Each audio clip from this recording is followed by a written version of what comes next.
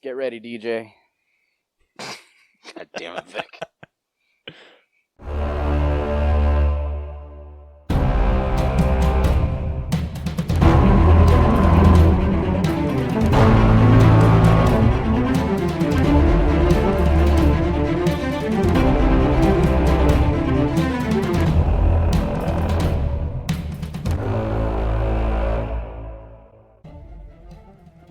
What's up, bros? I'm Jonathan.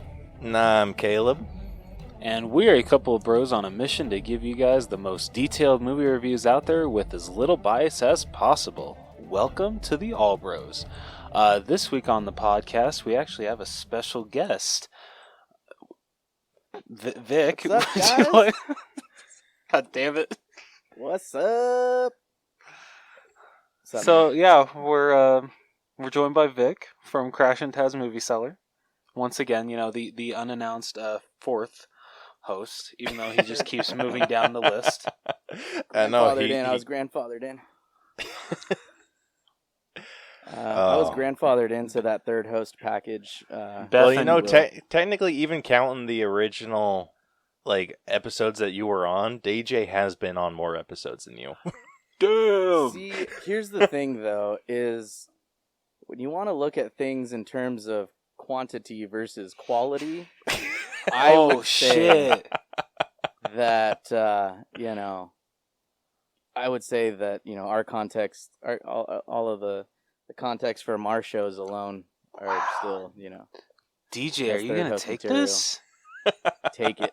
You're going to take it, bro. I guess he's holding it back for just a little longer. Straight up, dry dogging, raw dogging it, bro. I'm just... Jesus. That's it, bro. Take it. From the third host. Dude, now I want to go back and see whose episodes have been listened to more. Let's be real, though. It's probably his, because a lot of the shows I've been on before, I feel like you guys were on the up climb still. So anybody that would have met you, they probably, you know what I mean? Like, when I find new podcasts, I don't listen from the beginning on. It's kind of like, I'll go maybe a month back or so, or whatever. So I feel like, they'll probably hear a lot more of his, because he's the more recent ones. I think you just called our old stuff shit.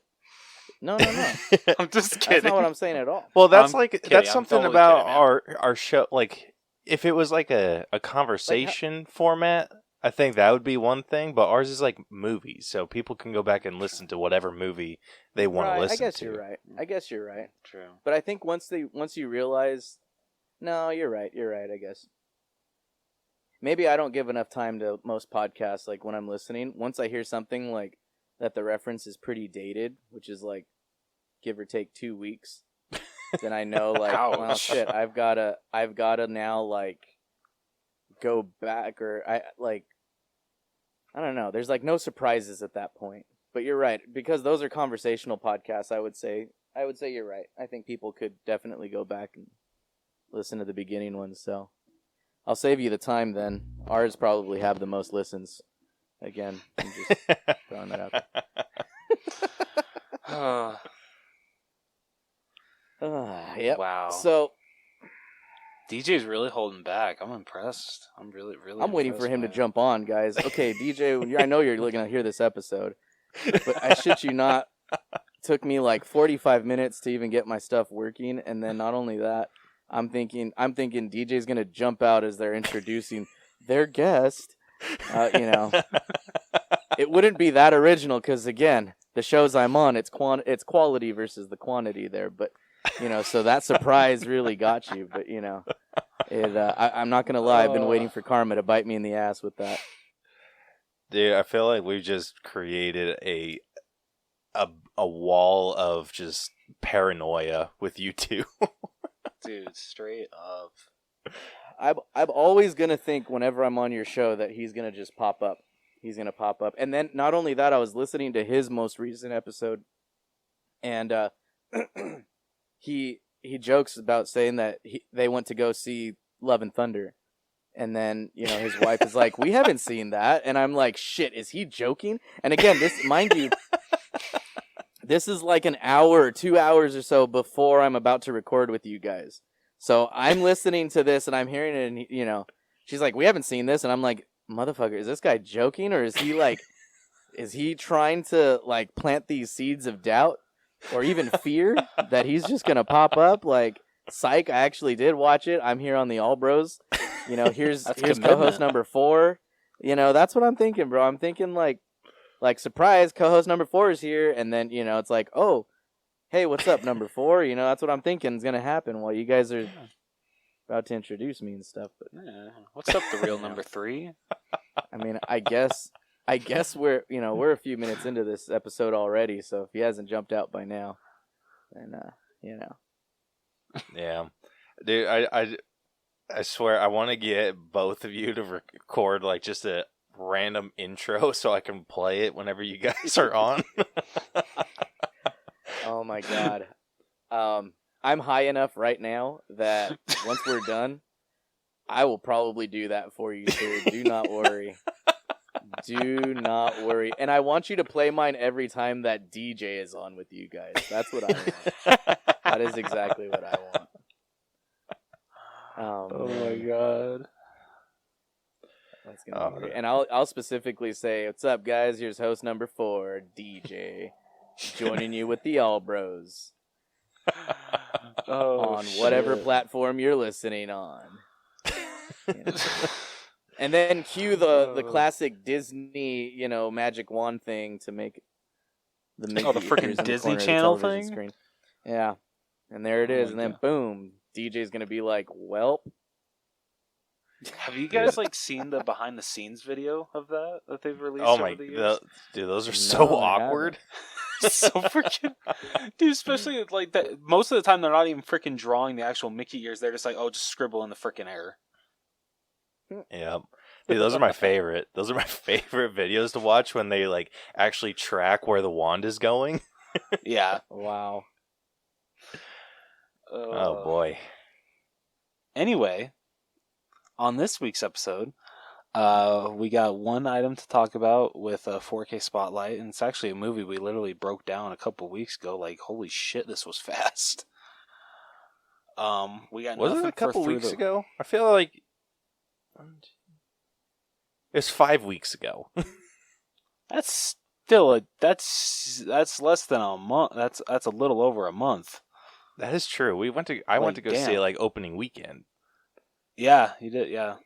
So, holy shit! Wow. So yeah, we'll be talking about that. And then we got nothing for Through the Wall. When was the last time we actually did talk about something for Through the Wall? Dude, I don't know. Like they don't release shit new like for news anymore. That's true. Hopefully next week we'll have a trailer to talk to you guys about. If what happens, or hopefully what I've been told happens, we'll have some things to discuss. So look forward to that. And then we'll be moving on to our headliner of the evening, which will be our breakdown of Thor, Love, and Thunder. Hell yeah. So, gentlemen, what do you say we get started? Say let's do it. Yeah, let's do it. Need motivation? Angry Dad Podcast. Trying to jumpstart your life? Angry Dad Podcast. You want help getting off the couch? Angry Dad Podcast. You need a verbal kick in the ass? Angry Dad Podcast. You want to hear from somebody who's been through it all? Angry Dad Podcast. I am here for you. You can find me on all podcast platforms. All right, so hold on. I thought DJ's voice was about to pop on there or something. I truly was.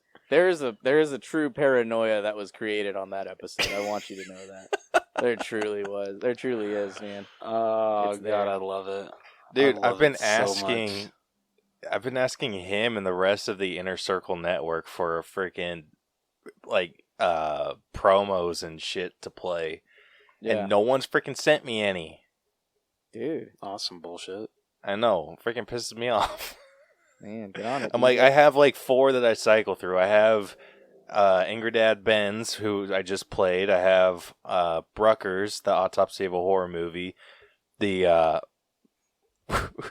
it's kind of funny that all 4 of the shows that I have promos for, DJ has some sort of like relationship with.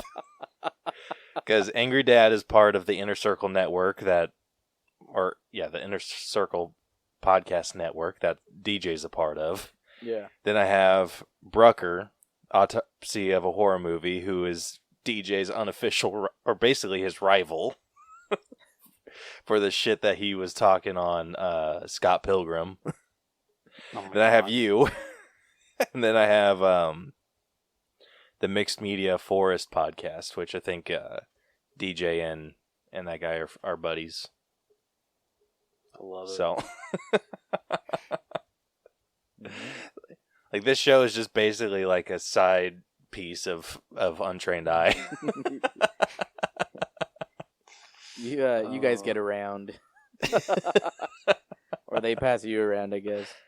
Yeah, I think that might be the case. You're like the communal joint, if you will. Like, you know, they puff pass the Albros around. It's not bad though. It's all right.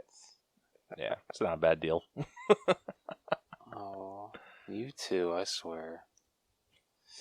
Anyway, moving on to 4K Spotlight, we got a huge movie coming out this week, one that both Caleb and I loved, and that is the Bob's Burgers movie. So that will be coming to 4K and Blu-ray, and it's actually getting a Best Buy exclusive steelbook. I'm actually very shocked. I thought this would just be getting a bare bones 4K and Blu-ray release, but I am very happy that it's getting a steelbook release as well. I already have this pre-ordered because, of course, it looks awesome. It's literally the whole steelbook is kind of like the outline or like the setup of the restaurant. And, you know, it's simplistic, but I kind of like it. Like the outside of the restaurant, or So the front is the outside, and I believe the back is the alley, and then the inside is the actual inside. oh, that's sick. Right? It's a really good idea for a That's steelbook. cool. So, That's the creative shit that every steelbook should have. Right? Thank you. It's either like shit like that. They should have an artistic rendition of the show or movie or whatever. Like happened, kind of like the Unbearable Weight of Massive Talent did. Like there was like an artistic rendition. Like, gosh, I freaking love that shit. Freaking love that shit. Or have people do like their own little what's it called? Like send in like not commissions, but I guess like try like have the viewers make their own or design it. You know, like do a competition. Whoever wins, they get theirs like fucking used as the next steelbook. That'd be I so wish cool. companies would do that. That'd be so awesome. Dude, That's that'd what be I mean. That's so comic sick. books. That's comic books with their variant covers. You know, it's Yeah, just they need to start a lot of doing those different artists steelbooks. sending in stuff. Well, because it's like, so they're re-releasing kind of the Halloween Kill steelbook, but now instead of like being like drenched in red, Michael's like all kind of in black. So like they literally replaced all the red with black and it has like the same thing and everything. But I wish that the inside artwork, because it still has like Laurie walking down the hallway, even though that scene isn't in the theatrical cuts and the extended cut, I wish it would be when Michael's walking out of the house as it's on fire. Because they have amazing shots of that. Just put that in the steelbook. That'd be amazing. That is seriously one of my favorite shots ever of Michael Myers. Like, oh my god. I get freaking chills just watching him walk out of that house slow-mo. I know this has nothing to do with Bob's Burgers, but like I get freaking chills when I see Michael Myers just walk out of that house. It's so badass. But anyway, Bob's Burgers movie. Go pick it up on 4K, please. This movie deserves the love. Because unfortunately it did not do well at the box office. And it sucks because this is a great TV to movie adaptation. Did it really not? No, the budget was like $25 million and only made $20 million. Oh, dude, that sucks. I know. That movie was so good. But a lot of people have said that may be the case, but they feel that it's going to find its home on streaming, which I agree. I feel it really will. And also, it's honestly a miracle that for how much developmental hell that Bob's Burgers movie went through, that it actually even got released. I'm so glad it did. That movie deserved it. Oh yeah, so good. Have you watched it yet, Vic? I haven't seen it yet. No, You son of a bitch. dude. Well, it's Rose on is out Hulu. to get me, man. He's It's out on to get me. Hulu and He's it's on freaking I HBO better. don't Max. understand. Listen, hold on. Let me publicly apologize, Rose, for not being able to make it to the last two appointed movies that we've been scheduled. Pretty sure it was to the do. last I 3. apologize. Was it 3? Hold on. I want to point out that Caleb holds more of a grudge against you with that, not me. Probably. Yeah, you were supposed to no, be actually, on... I know. Hold he up. does. You were supposed to be on Doctor for... Strange. Yeah, where the hell is Doctor Strange? I don't Yeah, think you're I was supposed to be on on for for- No Way Home. Oh, no, you were supposed to be on for Doctor Strange. You were supposed to be on for Morbius. And then you were supposed to be on for No Way Home. But you Yep. sent in your scores, so I'm like, I technically... The only reason you're on that freaking artwork is because I needed it. And then you were supposed to be on for Black Widow, and I don't think you were on there for that one. Damn, man, that was a whole summer ago. Yeah. Yeah. Wow, Vic. Wow. And then... Were you on for Shang-Chi? I swear he was. I thought forget. was. I think I was on that one. Yeah. Okay. So yeah, we'll forgive that one. And then you did the untrained movie Cellar with DJ doing Far From Home. That's right. That's right. And it still did worse. Yep. In all my efforts to like get it higher, it made it worse. That was some bullshit. Oh, shit. Dude, there's been a couple movies since where it's been like a little bit higher than yours and DJ's score. Or like the new updated one. So every time like I bring up the new updated score, I freaking chuckle to myself because I'm like, freaking DJ must be pissed, or Vic must be pissed about that.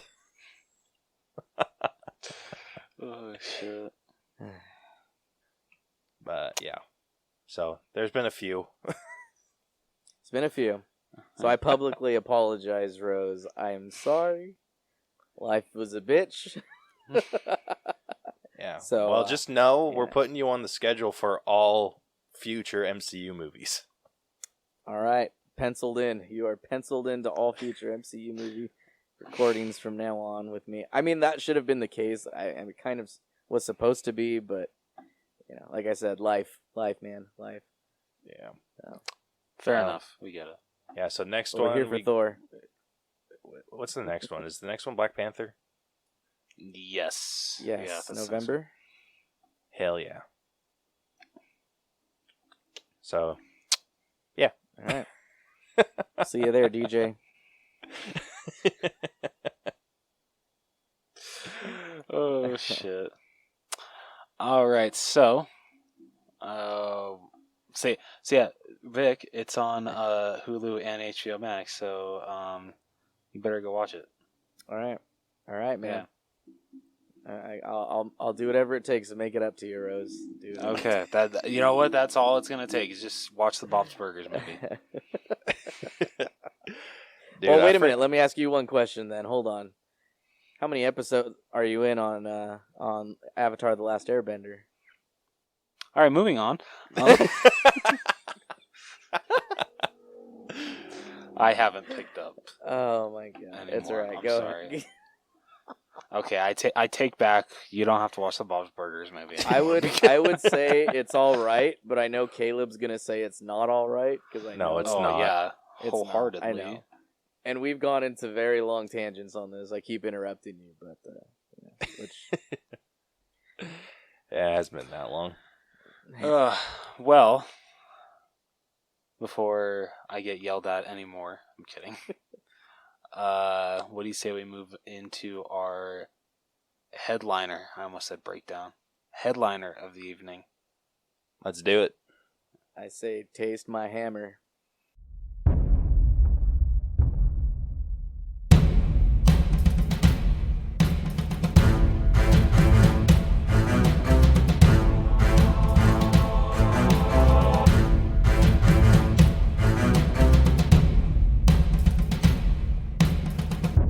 All right. So, if you guys are new to our fuck, I'm already fucking this up.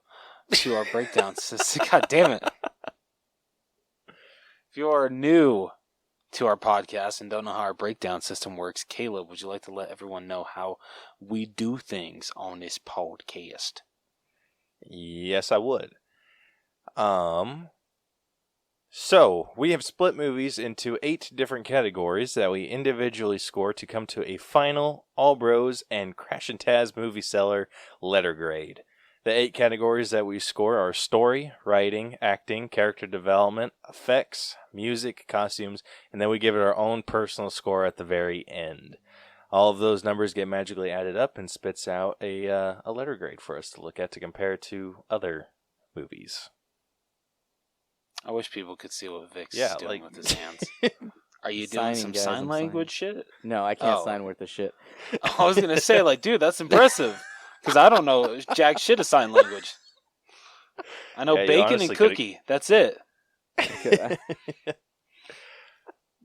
Dude, have you been on our show since I set up the soundboard thing? I want to say yes. You've had it for a while. Yeah, I feel like I have, but I think even when we surprised DJ, you had it like that too. Did I? I'm pretty sure. Because I know at least the last few episodes I haven't had to wait for your cues that we used to give. Okay. That surprises me. I don't feel like I've had it that long, but I know. It's crazy, like how much time actually has passed. Yeah, no kidding.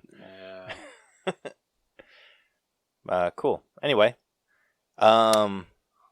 if you have not seen Thor: Love and Thunder, we are about to spoil the entire frickin' movie for you. So if you listen past this point and anything gets spoiled for you, it is your own damn fault. So with that, Rose is going to read off the synopsis and we'll get into our breakdown. Yeah, all right. Let's read the story for the worst Thor movie. I'm kidding. Dude, I will kill you. Wow. Oh, got him. I move to have Jonathan Rose demoted to co-host number 3. Oh, wow. Okay. Just because you guys like this movie, it's like that's a top 3 decision. Okay. Yeah. Wow. Okay. Wow. Okay. All right. Gore and his daughter Love struggle in a barren desert. Despite their prayers to their god Rapu, Love dies. The god-killing necrosword weapon calls to Gore, leading him to Rapu's lush realm. After Rapu nonchalantly dismisses Gore's plight and proceeds to strangle him, the necrosword offers itself to Gore, who kills Rapu with it and vows to kill all gods. Gore is granted the ability to manipulate shadows and produce monsters, but is cursed with impending death and corrupted by the sword's influence. After Gore kills several gods, Thor learns of a distress signal from Sif. Thor parts ways with the Guardians of the Galaxy and finds an injured Sif who warns that Gore's next target is New Asgard. I don't know why, but it feels like this just like skipped a shit ton of stuff, but I don't think it did. I don't think it did either. Yeah, no, I don't think it has. Yeah, I think it covered everything. Well, shit, okay. Meanwhile, Dr. Jane Foster, Thor's ex-girlfriend, has been diagnosed with stage 4 terminal cancer. With medical treatment proving ineffective, she travels to New Asgard, hoping that Thor's fractured hammer Mjolnir might heal her. Due to an enchantment Thor unknowingly placed on it years earlier to protect Foster, Mjolnir reforges and bonds itself to her. Thor arrives in New Asgard just as Gore's attack begins. Thor is surprised to find Foster wielding Mjolnir, but nevertheless teams up with her, Valkyrie, and Korg to fight Gore. The group thwarts Gore, but he escapes, kidnapping several Asgardian children and imprisoning them in the Shadow Realm. The group travels to Omnipotent City, a realm that is home to many gods, to warn them and ask for their help. The leader of the gods, Zeus, fears Gore and is unwilling to help, thinking they can remain safe and hidden from Gore in the city. Zeus orders the group's capture to prevent them from exposing the city's location to Gore, and in the ensuing fight, I almost said Kong, Korg's body is destroyed, though his face remains alive. Thor impales Zeus with his own thunderbolt, which Valkyrie steals before they escape. As the journey continues, Thor and Foster rekindle their romantic relationship, and Foster reveals her illness. The group arrives at the Shadow Realm but are unable to find the children. Foster deduces that the kidnappings were a trap for Gore to take Thor's axe Stormbreaker in order to summon the Bifrost and enter the realm of eternity, who can grant his wish to destroy all gods. Gore overpowers the group, severely injuring Valkyrie. The group retreats back to Earth, though Gore manages to steal Stormbreaker. Drained of her strength each time she uses Mjolnir, Foster is warned that using it once more will likely kill her. Thor persuades Foster to let him fight Gore alone while she recuperates. Thor finds the kidnapped children at Eternity's altar and, using Zeus's thunderbolt, imbues them with his power to fight Gore's monsters while he battles Gore. What? Huh? Wait, what? No, I was just laughing, like just recalling that scene, all the kids with like the makeshift weapons and the one with like the stuffed bunny. Rabbit. Dude, that was hilarious. As soon as I saw that thing get enchanted, I was waiting to see him use it. Like I wanted to see how the hell they were gonna make that into a weapon. Dude, I had so many thoughts in my head. I'm like, oh my gosh, he's gonna be like swinging him around by like the ears or something, like freaking Mjolnir. But no, like it's even better. It's freaking like lightning vision. So you know what? Okay, because I know I'll forget. Like that makes me wonder because Thor was able to enchant that because he's technically now the Allfather. Does that mean that those things are still even after? I'd have to go back and listen to like what the enchantment is that he puts on them. But does that mean that those toys and or that rabbit is still like out there, still put what's it called, with that charm, like used as a weapon, like it's a potential weapon out there? No, because he said temporarily. Okay, that's what I'm saying. I'd have to go back and listen. Yeah. I don't think it's an Allfather only ability to use because if you think about it, like they did a flashback before Ragnarok when Thor and Jane were still together, and he was talking to Mjolnir and like unknowingly placed that. Well, that's and I mean I guess I'm confusing MCU logic with like their comic book logic. So that's where I'm making the mistake, is I'm mixing the two, you know? Yeah. So it just kind of seems like, or at least how it came off to me, that's just something Asgardians are able to do. Yeah. I guess that would make sense. Like I said, I'm more basing it off of like the comic book versus the movie, like the MCU version. So yeah. Which I talked about it in our Multiverse of Madness discussion, but I do not like that they listed this universe as 616. Or 616. Yeah. I mean, I agree with you because, well, to an extent, because that means if they're gonna list it as that, like, you want very comic accurate renditions, you know, just so that it feels the same.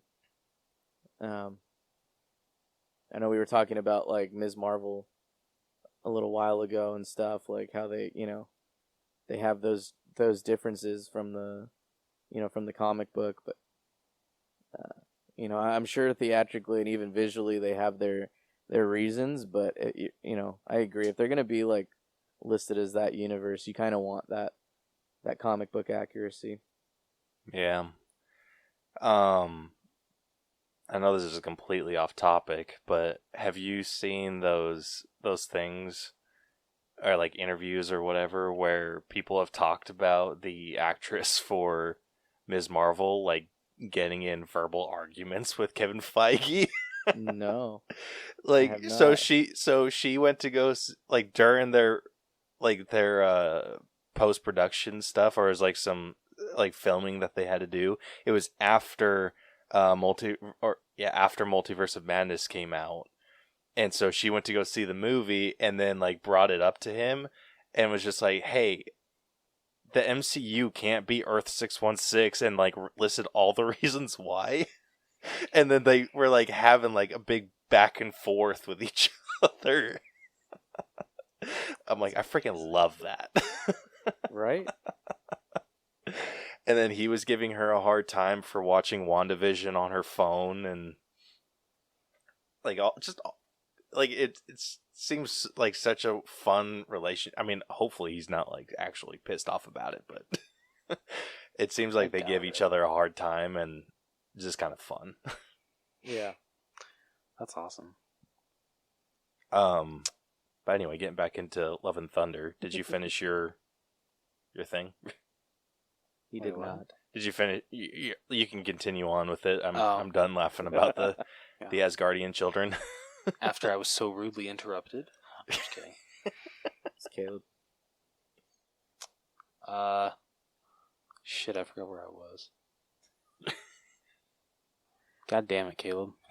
I said sorry. I'm just kidding. Okay, we're going to start the paragraph over again. Drained of her strength each time she uses Mjolnir, Foster is warned that using it once more will likely kill her. Thor persuades Foster to let him fight Gore alone while she recuperates. Thor finds the kidnapped children at Eternity's altar and uses Zeus's thunderbolt, imbues them with his power to fight Gore's monsters while he battles Gore. Excuse me. When Foster senses that Gore is about to kill Thor, she joins the battle with Mjolnir to save him. They destroy the Necrosword, freeing Gore from its influence, but the three are brought into Eternity's realm. With Gore poised to make his wish, Thor implores Gore to revive his daughter instead of destroying the gods. Thor then leaves Gore to make his decision and attends to Foster, who succumbs to her illness. Moved by their display, Gore wishes for Eternity to revive love, which it grants.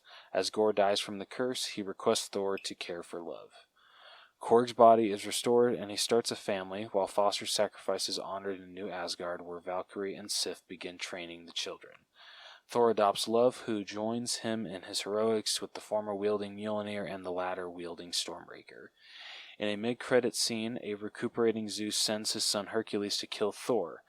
And in another post-credit scene, Foster arrives at the gates of Valhalla, where she is welcomed by Heimdall. Dude, I have not been impressed with the MCU end credit scenes for a while.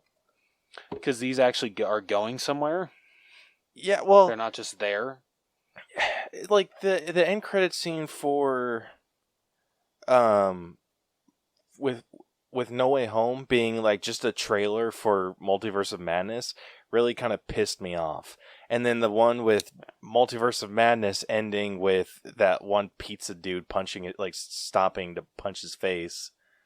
Well, yeah, but that's like classic Sam Raimi though. He had to work that in. I know, but still, I wasn't super thrilled about it. This one, even if they take it nowhere, like, if we never see Jane again, and it's just knowing that she went to Valhalla, I'm so happy with that scene. As am I. I agree. But like, such a good. But I'm happy with that scene also because have you read this run? Did you, Caleb? Did you read it at all? I have not read this run yet. Oh my God, you are missing out, sir. The art in this comic run is freaking fantastic. And then the story, the movie, and the comic book run for this, it's insanely close. Like, they kept to a lot. Like, if you read the Thor, God of Thunder run, with Gore and all that, and then you read the Mighty Thor with Jane Foster, and then you watch the movie, there's a lot that they pulled in from that run, and it is amazing how they brought them to life. But for that, I love when they do that.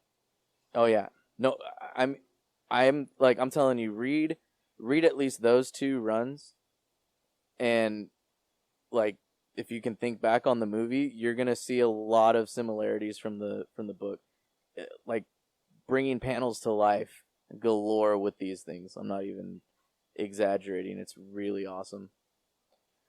Yeah. Oh, dude, like this. But So sorry. Well, hold on. No. One second. Back to my point was that's why I'm happy with the whole Valhalla thing at the end, because that's part of the end. There's I want to say like 3 books. It's like 3 parts for the death of Jane Foster, and on that last one, there's it's 3 or 4. But they have her like walking into Valhalla, but she's greeted by Odin, I believe, in that one, if I'm not mistaken. That would have been really cool too, but I mean, seeing Heimdall, not upset about that at all. No, not at all. Not at all. What? Dude, they did so much cool shit with this movie. Like, not just with the movie itself, like the behind the scenes stuff. Mm-hmm. Like, I love that they incorporated like the actors and a lot of the cast's kids. Yeah. Like Taika Waititi, like we'll get into this with effects, but Taika Waititi said that the kids were the ones that were actually designed the shadow demons. Oh. And then he just took those cool. so he just took those pictures to their, like, the arts department and was just like, hey, animate this. And he says that they were so much scarier than anything anyone could have come up with. That is so cool, because I mean, think of the imagination of a child, like what they're gonna, they're gonna make something that's just freaking out of this world. You know what I mean? Mm-hmm. Versus giving it to those animators, giving them that task, and they're gonna set limitations and stuff. But holy shit, man! Yeah, I can imagine. Yeah, and then just like a bunch of various other things that they had, like. I know Chris Hemsworth had some, like his daughter was the one that played Love. Mm-hmm. So it was just kind of like his son played him, like, as the kid running, one of the kids running in there. Really? I believe that was I think his son in there. Yeah, I think they said that when like the first trailer came out. Yeah. Dude, that's all. I thought it was for some reason, I thought it was like a nephew that was playing like the teenage Thor. No, I think it's the kid. I think it's the kid one. Like the first one running? It's like one of the first 2, yeah. And they, hold on, let's see. I'll look into this more right now, because I want to know which one it was too now. But yeah, they used one of those kids as his. Yeah, but like, so cool. I love that they incorporated that. I love that they, like, I just love everything that they did with this. It was like, I feel is really well done. But getting into like the actual like breakdown and not just pining over this movie. What did you guys think of the story overall? And I'm interested to hear what you have to say about it, Rose, since you didn't like this nearly as much as I did. The problem that I have with this story is that I feel when they try to do something serious, it's over. What's the word? Like a joke is like incomes right after, and so the dramatic parts kind of lose it. I feel they could have just lingered those on a little bit more. Like, don't get me wrong, they did a very good job handling Jane Foster's, cancer with stage 4, but I feel it really wasn't at least to me, I feel with cancer it should be given more attention. And it wasn't really up until like the actual ending when she was about to die, like when she was literally on her deathbed at the hospital. Can I time out real quick? Let me rewind you guys. So a few of Chris Hemsworth's kids were actually in this. His son Sasha is playing an Asgardian child. His brother Tristan played the younger version of Thor, and then the daughter, like you said, was what's it called? Was Love? Yeah. So and they like actually Was that her like all of name? the actors. Yes. What's that? Yeah, it Like- was her name. That was her name? Like I thought think- she was just Gore's daughter. Yeah. No, no, it says that, yeah, her name is Logan. Is that what they have her listed as on there? Like credited? Yep. Really? Huh. But yeah, I guess Natalie Portman, Taika Waititi, a lot of these guys, a lot of their kids were in it. That's really cool. Yeah. Like I freaking love shit like that. It kind of makes it feel even more like a family film. Mm-hmm. I loved a picture that Chris Hemsworth posted of him on set, like in costume and everything, waiting to film a scene for Dark World with his daughter, like sitting down in like the gravel on set, and he's like sitting there like just doing some weird shit, and then he's like has a picture with her like working on set for Love and Thunder, and he's just like this is a dream come true. And I love shit like that. I'm like such a big family person, and so seeing people get to work with their families like really makes me happy. Yeah, I think it's cool that they were able to do that though. No, that with is awesome. with those. Yeah. So you felt like they didn't give enough attention to Jane's cancer, Rose? I don't know. I would have liked just a little bit more. Maybe that might just be for having dealt with a family member that has had stage 4 cancer. So when it comes to that, I want them to like really drive it home that this shit is really freaking serious. Like literally, it's the final stage. Literally, unless this chemo works, I'm sorry, you're at the end game. This is it. Well, I feel like they made that pretty pretty well known, like with like how serious the cancer was affecting her when she was in the hospital, like right before Thor went off to fight Gore. Like she was, I just agree, like you yeah. can't pick up the hammer anymore, otherwise you'll die. And then like the scene when he sees her flying in, like has this like look on his face where he's like almost relieved, but then like you kind of see that moment of realization where he's like, oh shit, like this is it. No, I absolutely agree. No, like everything like from the hospital on at that point is really good.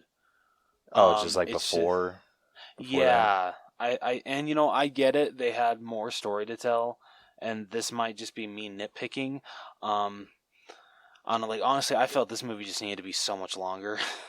Like I know Taika Waititi said, "Oh yeah, we're not doing a director's cut," but literally, like we filmed like a 4-hour movie, and it's less than 2 hours.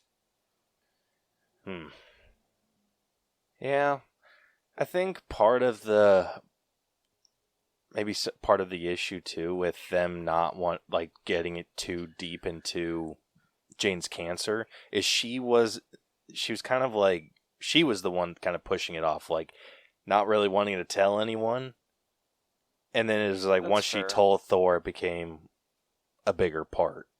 Yeah.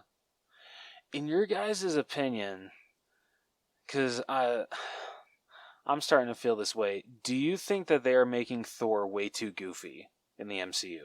Like, you can't take him serious anymore?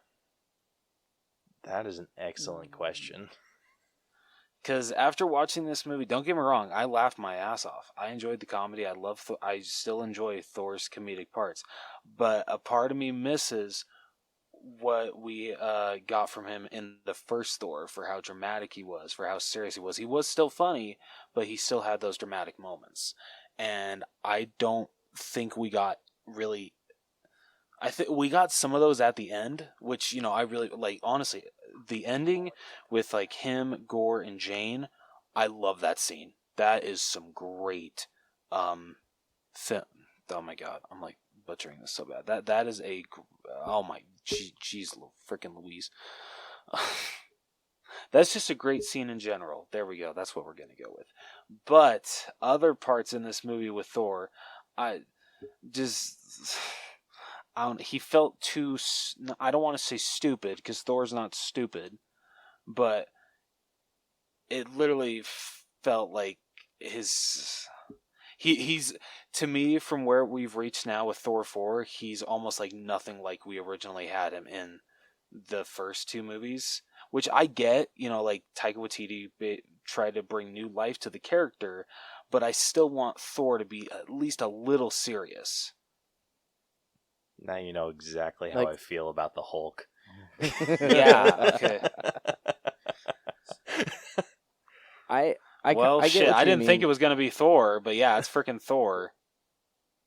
I get what you mean, though, because, I mean, you compare the first Thor to something like this, or even Ragnarok, like, it's not as Shakespearean as you have in the first Thor, And I get what you're saying. But I think, too, that's to make them more, I think that's more on, like, the studio's part, just trying to make them more appealing for younger viewers too. That's a good point. Which I think can't that's you still more make of like their. What's that? I don't know. Can't you still make like the real Thor? Can't you still make that kind of entertaining? I mean, for kids? I think like you said, they managed to do a good job with it in the first one. Like he has some pretty funny, lines just because of how naive he is. I think the closest that I've seen to what I would expect from him, like in a comic version, would be in Ragnarok when he's talking to Doctor Strange. How he I think that's as funny as he'd get, like as he should get. I agree with you. Where he's like, you could have sent an electronic mail. It's called an email. And that's when he's asked, like, do you have a computer? He goes, no, what for? Like, that's something where it's like, okay, I kind of would expect something like that in the comic too. But I get what you're saying. Like, that's the kind of humor that's as close to the first movie as you'd get with the more recent ones. But I know what you're saying. It seems like they are trying to make him too much of a goofy character. And I think again, that's more of like a marketing plot just to make, again, younger viewers, actually just more a broader group of viewers to like really like him and want to purchase his merchandise, That's a good point.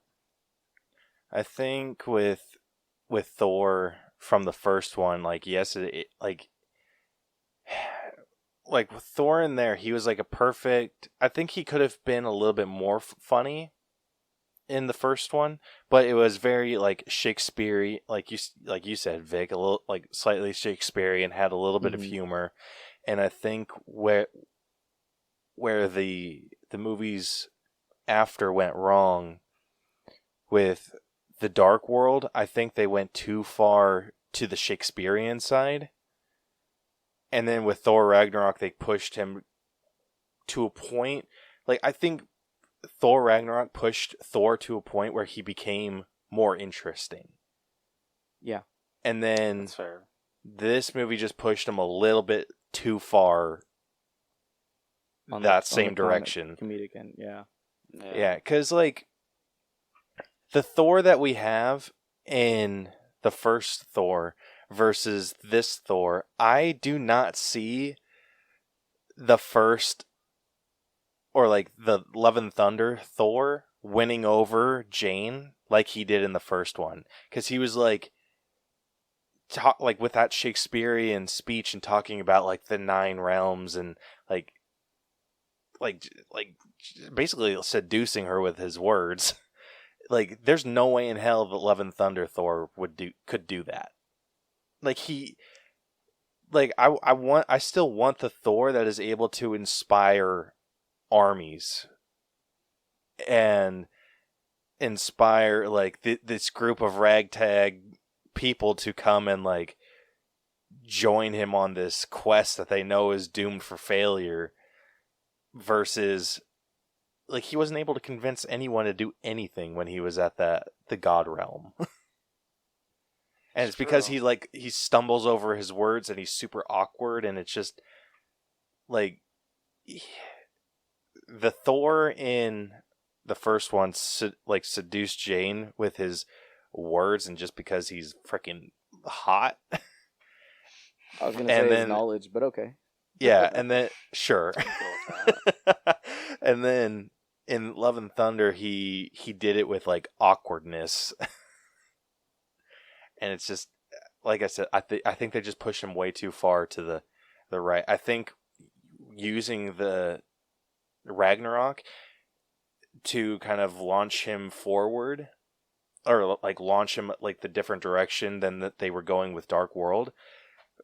If they would have just stuck there and done what they did with him in Infinity War, I won't say Endgame because I feel like they pushed him a little too far into Endgame, into the comedic realm too. Even though I did really like Fat Thor. I would disagree though. You think they pushed him too? Like, you don't think they pushed him? No, I don't think so. Because what they have him portraying, like the things that they have him portraying, you know, depression, anxiety, all that stuff. Like, I think that, you know, at least as an adult, like, it could go in any different direction, and he chooses like to go with alcohol. But I mean, they did do it in kind of a comedic way, but I don't think that they pushed him too far yet there, because he was still really like, just the way he talks when he gets serious, like when Thanos comes, when he's like, I've got to be the one, I want to do this, I'm the strongest. Like, it's not like I feel like that's a mix of the brave, like the Thor that inspires that you're talking about, mixed a lot with, you know, this Thor that's going through depression, anxiety and stuff, that wants to prove himself again. And so I think that, like, I don't see that as comical, me personally. So I mean, I don't know, this could be a personal opinion, but I don't think he was pushed too far, because like I said, when it came time to get serious, he was still really serious. Like, I didn't see him as funny when he got into battle mode for this one as much as I did in Love and Thunder. Like, I feel even when he was fighting, there was, you know, still I don't know, I don't want to say, I don't know, it's just not as, like, it's not the same to me, you know. I feel like they're waiting to make a punchline for all of those right now, like whenever he's fighting in this one, versus like in like Endgame, he was still pretty serious, and it was just the fat suit that made him kind of funny, you know. But that's, I don't know, I don't, you can have your opinion. I'm just saying, I think that's, I mean, that's a fair point. I can honestly agree with that. Yeah, I like what you brought up. I didn't really even think about like the emotions that he was portraying, and like with depression and anxiety and all that different stuff. So, well, and you think about it too. That's a fair point. And you think about it too. Thor's character is all about, like, that's the kind of character he is. He's a character of redemption. You know, that even in the comic books, you know, he's sent down from Asgard still, and, you know, has to still be. Well, I think he just had to find the hammer, really. But, like, you know what I mean? Like, he still has to be proven worthy. And there's, you know, I feel like in all of the movies, he's kind of struggling in one way or another to prove that always. You know, so I think Endgame just did it well enough that it was still a good balance of the comedic and the serious. Right. I don't know. Yeah. That's just my opinion. Also, I'm high as shit, so you just asked a very, very mind-opening question right now, Rose. So. You're welcome. You're welcome. Yeah. I think the issues that we have with Thor, like his characterization, I think that could definitely be more in like a writing issue than anything. That's true. story-wise, I mean, I feel like the movie had a pretty decent flow. I mean, I think they did a good job at setting up the opening with gore and like understandably like why he wants to kill all the gods. And I'll be honest, like the opening scene almost made me cry. I'm sure. Because Dude. dude, I was like thinking of like that same thing, just like, oh, he's praying to this god that's supposed to bless him with this eternal reward. He goes and meets that god face to face, and it's basically like, ew, look at this thing. It's like it's eating my fruit. And you wanna hear? Let me ask you this, because you can relate on a couple of different levels with this one. So I think they did a good job. I agree. They did a good job with how they showed him like grow his hate for the gods. But in the books, his mother dies. And they're always telling him, pray to the gods, pray to the gods. And then his wife actually dies as well, kind of like in the scenario that they're in the movie. You know, so the wife dies. I don't think she was I think she was, no, she wasn't pregnant, but they did have kids. I don't know, I'd have to go back and read that now.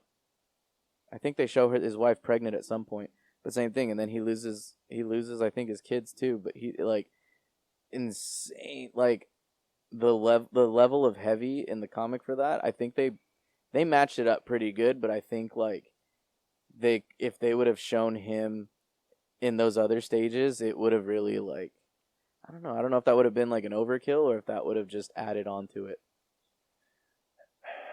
I think that if they would have added anyone else to like the death, I think that would have pulled away from the scene of like if he would have had to bury two people, I think it would have pulled away from just the utter heartbreak. I think the reason they went with like his daughter is because I mean, I know this from personal experience, the bond that you have with your daughter is just tight. Sure. Like it is so like freaking tight, and you're always wanting to protect them. Mm-hmm. And I think him being put in this situation where he wasn't able to, he was praying to this god to help, which I think is also like a big thing for dads to understand, like, hey, I don't like I can't do this by myself. Hey, I need some assistance. And then relying on this god that ultimately betrays you, I was like, yeah, freaking kill them all. Like, dude, what got me is when he was like cuddled, like holding her grave. That's what freaking like just shattered my heart. Like, I was almost like, I need to go home and hug my daughter. And it just freaking like just rips at your heartstrings. It is so freaking sad. And then how he gets to, it's almost like he doesn't even, like, I know he kind of hesitates at the end when he's at eternity and about to like make his wish. And I know it like seems like he's trying to like he's hesitating on what to wish for, like the death of the gods versus wishing his daughter back to life. I truly believe that there was no hesitation what he was going to do. The hesitation came with what he was concerned about after, because he knew he was dying. And he's just like I was trying to like put myself like, dude, I can relate to Gore so freaking much. Like, I was totally on his team. I'm like, dude, like even when he was at eternity, I'm like, whatever you want to do, bro. I'm right behind you. I'm telling you, dude. Read that comic run. You have my Marvel Unlimited. Go on there and check it out, dude. And I think you'll still like if you're like you're saying you relate to this character in the MCU. I think you'll relate to him in the comic, and he is arguably one of the best, in my opinion, villains that I've read about in here. Like his dialogue and stuff in the comic is amazing. It's fantastic. I think you're gonna enjoy it. I think and I think it'll have you appreciate the character too. Like I said, a lot of this movie, like you'll see a lot of comic reference. I think you'll enjoy it because of that more. Yeah. But yeah, I don't think I think that was just what he was struggling with. Like knowing that if he wishes her to life, he won't be there. He won't be the one protecting her. Yeah. And I think the hesitation came with knowing what was going to happen. And I think as soon as Thor agreed to watch over her as his own, I think that like he was set in what he was going to do. Mm-hmm. I think he would have gone. I think he would have wished her to life either way. I don't think it came across his mind because he was just so blinded by anger. Blinded by the light. Yeah, and then I think as soon as I forget if it was Thor or Jane that brought it up. I'm pretty sure it was Thor. But as soon as Thor put that idea in his mind that he can wish his daughter back to life, I knew that's what he's going to do. Mm-hmm. The hesitation is going to be is this person who I have dedicated to killing his kind, can I trust him to care for my world? And that would have been tough. That would have been really freaking tough. But gosh, I loved Gore so much. Dude, I loved his story. You, I loved everything. I'm telling you, dude, read that comic. The more I hear you talk about it here, about your love for him on here, you got to read that. That's your homework, man. You're gonna read that. Rose, you keep watching Avatar. I can't promise anything. I'm sorry to say. I'm just going to be blunt right now. Wait, what? What'd you say? I said, damn it, number 3. Yeah. Yeah, so Gore's story, I loved it. I love that he had the foresight to use the Asgardian children as bait. Knowing, because I think if anyone else would have been taken, Thor might have been it wouldn't have, set it in stone that Thor was going to come after him. They could have been oh, we're going to send our warriors to fight him to, get these people back. But I think with the kids, it was something different, a bigger deal. Mm-hmm. And so I feel like that was very strategic on Gore's part. And I don't know about you guys. I don't feel like the kids were in any sort of danger other than being scared the shit out of. No, that's a good point. I don't know about you guys. I loved his dialogue when he was in the cage with them, and Heimdall's kid is sharing all these stories of Thor and Thanos, and then he comes in and does the same thing to this shadow demon, and he's just what, you guys liked it earlier? I was oh shit. It's kind of different when it's right in front of you. Exactly. Right. But I felt like his whole goal with that was to basically destroy their faith in gods. Instead of it being this awesome thing that this hero did, showing them what it truly is shows that you kind of have to be a monster to do something like that. True. So I that was what I assumed. I felt like the kids were in no actual danger. It was just Gore trying to destroy their faith in gods. Yeah. Which, makes sense. Yeah. But Thor's story, I felt was more I mean, I feel like it was kind of in your face with what it was. It was his journey of self-discovery, like after all of his loss and everything that he's been through. It's just kind of figuring out what his purpose is, like outside of being a warrior. Yeah. Because I mean, that's what his whole thing was. He like would sit on a mountaintop until the Guardians came and was like, "Hey, we need you," and then he'd come kick everyone's ass, and then still be sad. And he's like, "I need like he wants something outside of being a warrior." And I thought that was a really interesting tale for them to share, and talking about his past with Jane and like what he wanted. Like I thought about us possibly having a family. Like it's like he had this purpose that was taken from him because he put up these walls, and he had to like learn to break those down, and ultimately obtained a new role as a father figure. So I that's how I viewed the whole thing. So I think that's maybe why I liked it a bit more than at least you, Rose.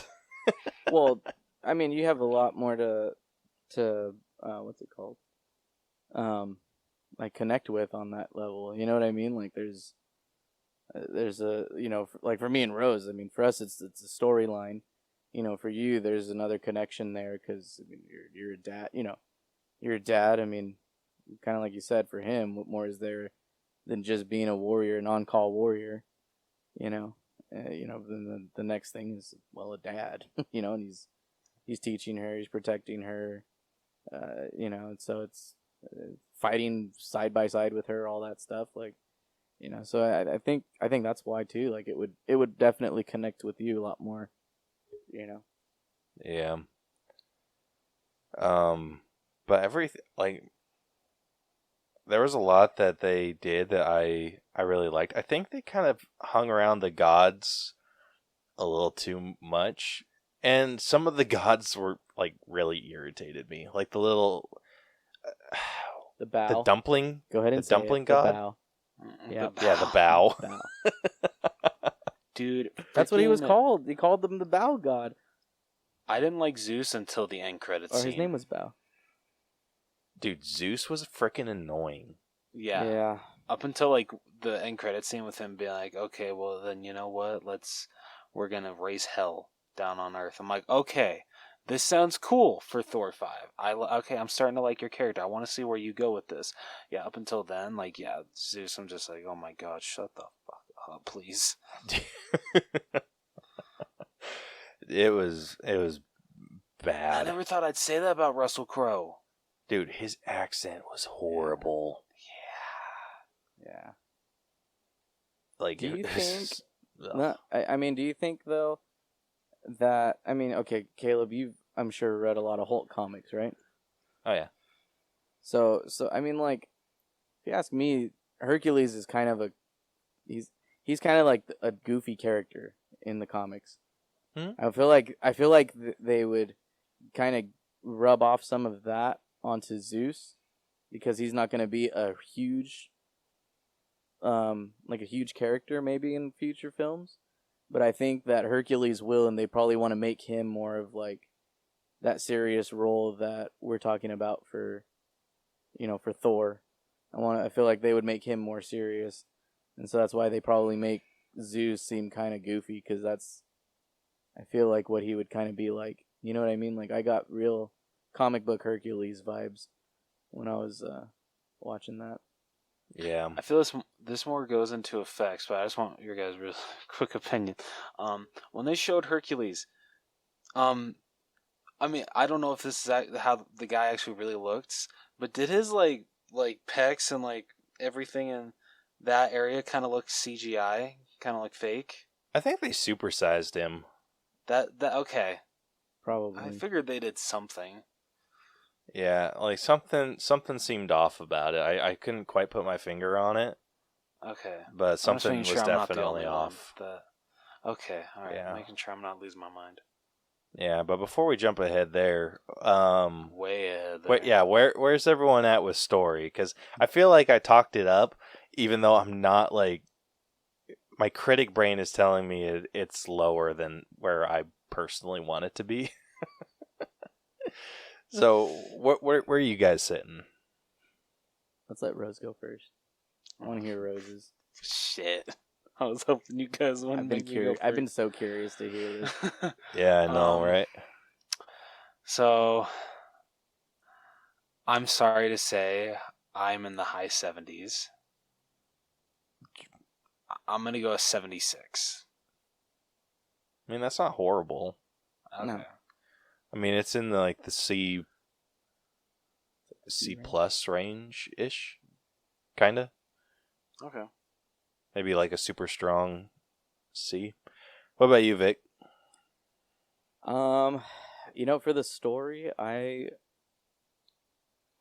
don't think it's not super high, but it's not super low either. Because for me, again, my hat's just tipped to them and mind blown because of how much they pulled in from, again, one of my favorite runs. I'm sitting at like an 83 for the story. That's actually Okay, right so around where I was at too. Is it? I Yeah, was- because I mean, I feel like it's not that high, but I don't want to go any higher, and I don't want to go any lower than that either. Like, I think it's Yeah, I went up to an 84. okay. Just because of like, I think they handled a lot of the themes pretty well, and they did keep a really solid flow. I think where the movie just kind of took a dive was the gods. Like, once they kind of got into like all of that, it kind of felt like an unnecessary pit stop. So Yeah. I mean, it's like So yeah. So that averages us out to an 81 for story. Okay. All right, next up with writing. So this is like the dialogue, all of the issues that we had with Thor and all that fun Okay. shit. Dude, I have let to Rose bring this. go first. I know I have to bring this up really quick. Is it DJ? You son of a bitch! Come on out, DJ. No, the gag that Korg ran into his god and was sitting on a throne of scissors was the funniest thing to me. that was pretty good.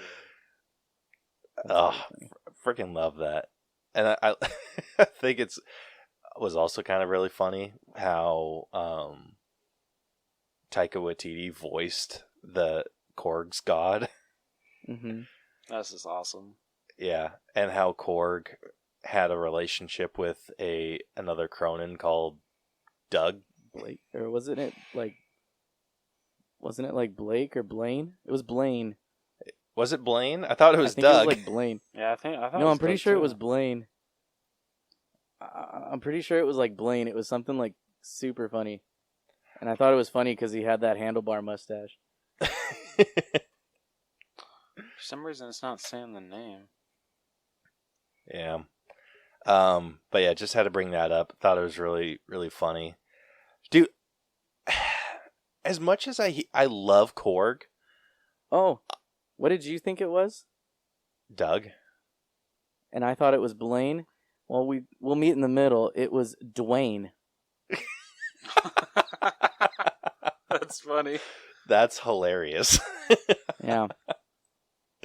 So yeah, he and Dwayne, they partner up to have a baby. Yeah. Oh shit.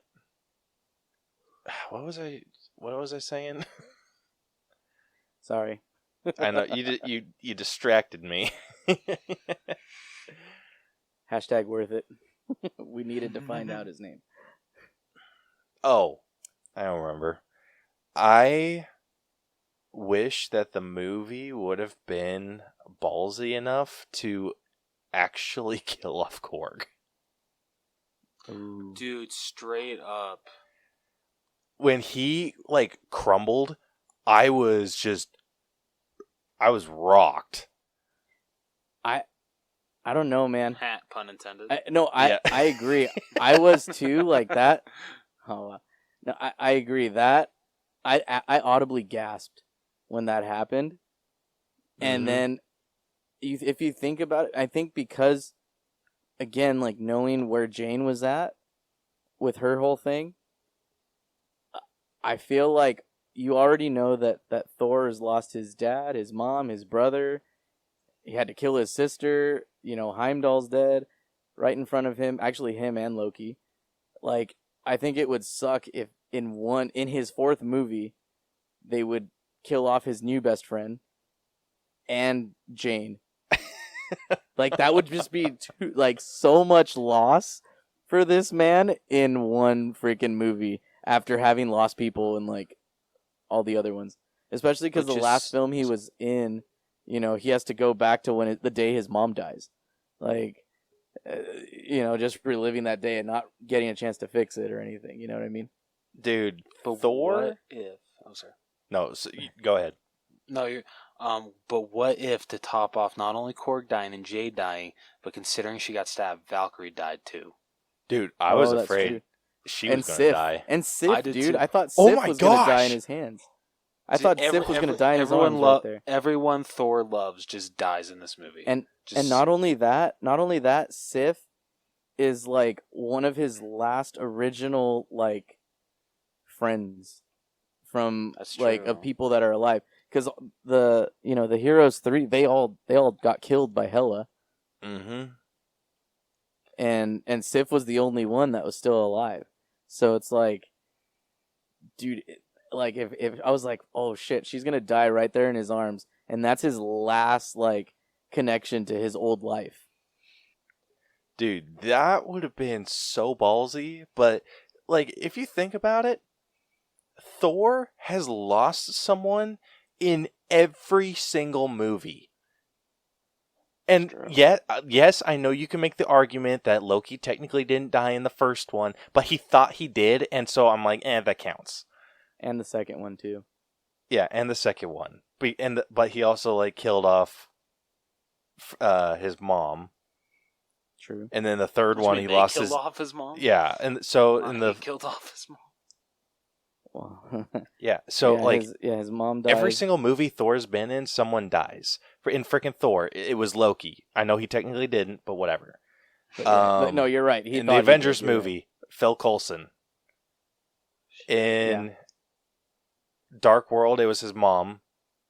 In Age of Ultron, oh man, I might have just disproved myself. Yeah. Shit. Um, Yeah, I'm trying to think of who died in that. Did I was thinking. I know Quicksilver died, but I'm like Thor didn't really have a but connection. that's not with really him. a connection. Do they even say two words to each other? I don't believe so. Don't think they do. The only Avenger he actually what's the word? Interacts with is Hawkeye. Yeah. Okay, Well, you can technically say it. he's You can at grieving least over the say- loss of his relationship with Jane. Right? No, that's in Ragnarok. I mean, but he does I bring. think- Okay, I think fine, you fine.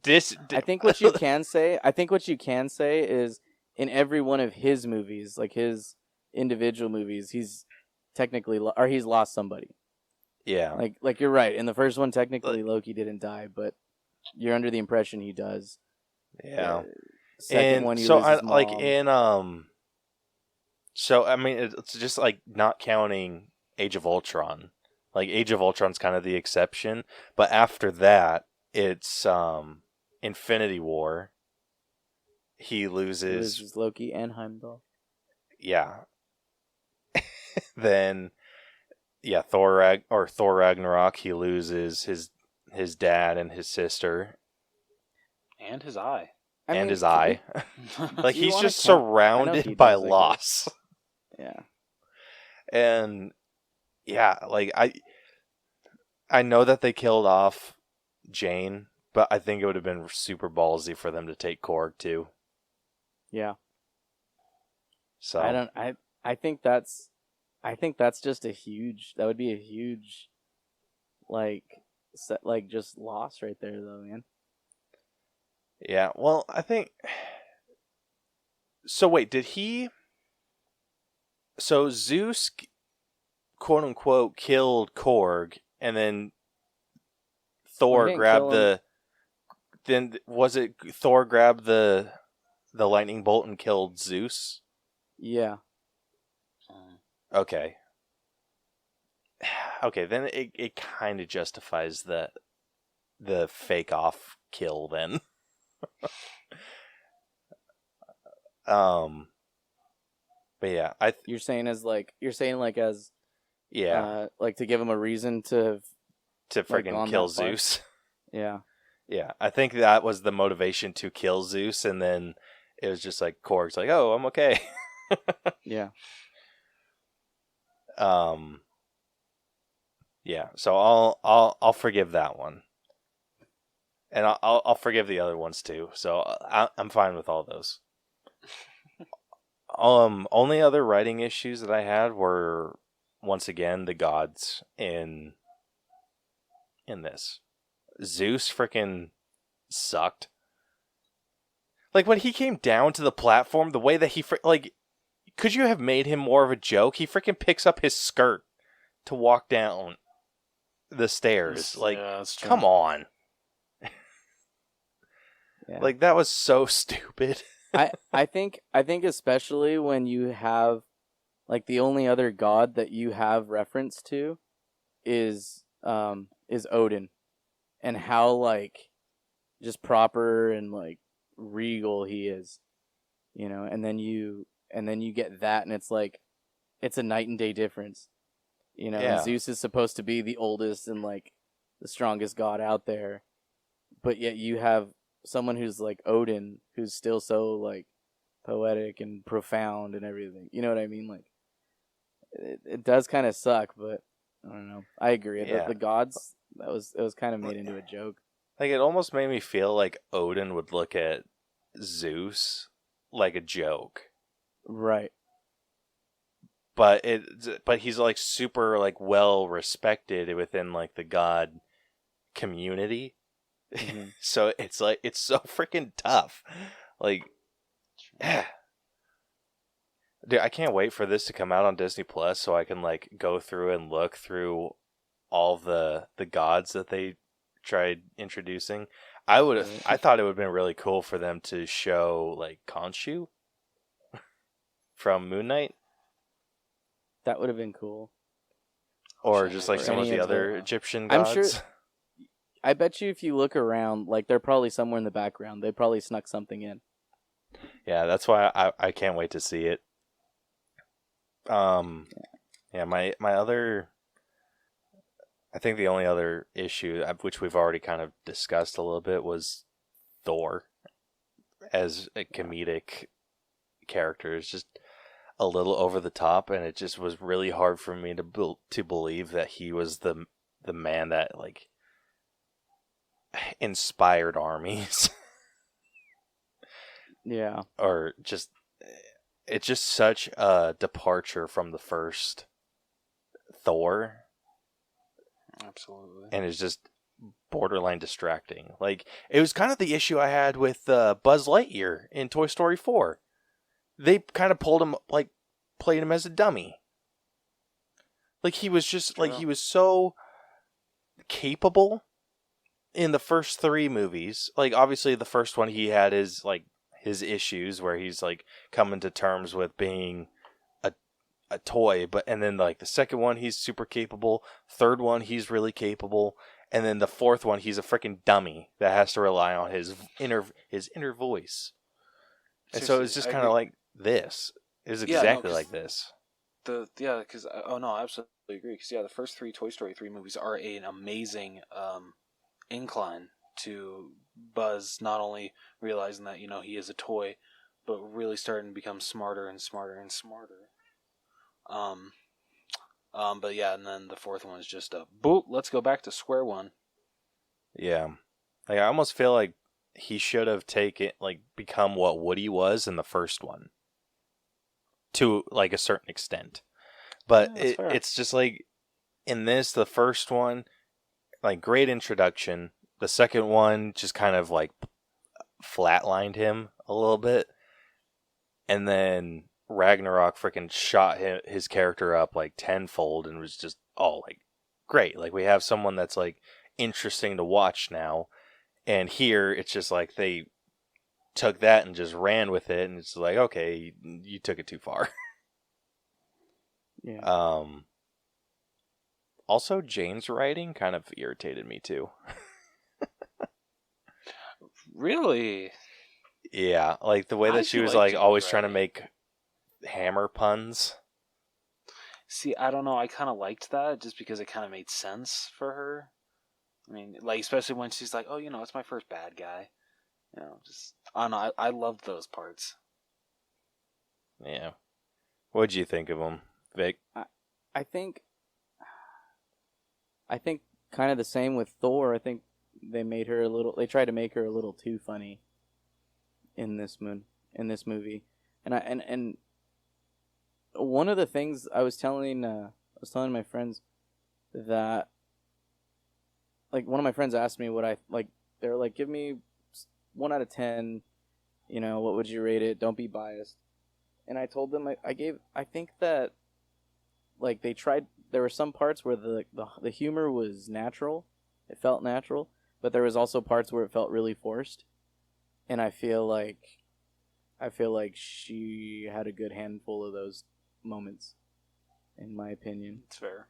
So as far as the writing, like, that's something that kind of got to me. Was there were some parts where, like, I'm watching this with my sister and her boyfriend, and I'm kind of like, my sister, who knows nothing about these characters, and she's watching them. I'm wanting her to see a good mix, maybe more like Thor from Ragnarok, but she's getting a completely different version that I'm just like, ooh, this isn't the Thor I'd want you to, like, experience really for your first big screen, like, viewing of this character, because I know she's watched the other ones, but it's like you want her to have. I wanted her to have more of, like, maybe Thor Ragnarok at the very least, that kind of version.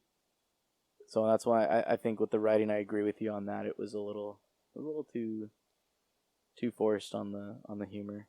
I think they should have played her up to be a lot more serious than she was. And, like, totally understandable. She's, like, a human that has become a superhero. Like, there's humor within that to have. And I think her, like, having the discussion, like, kind of early on, when she meets up with Thor and talking, like, hey, do you have, like, a catchphrase? These are ones I've been thinking up, and, like, blah, blah, blah. And then leaving it at that until the very end, and then have her do the whole, like, hey, I think I came up with my catchphrase. Like, that would have just... Instead of throughout the movie, she's, like, throwing random lines out. Yeah, it's like, kind of, just shut up about the catchphrase. And then that and the goats. Yeah, the goats were stupid. Now hold on. Now hold on. What? I love that they're in that, because they're definitely a huge part in these movies too. Or in the comics. But I actually enjoy the goats even in the comics.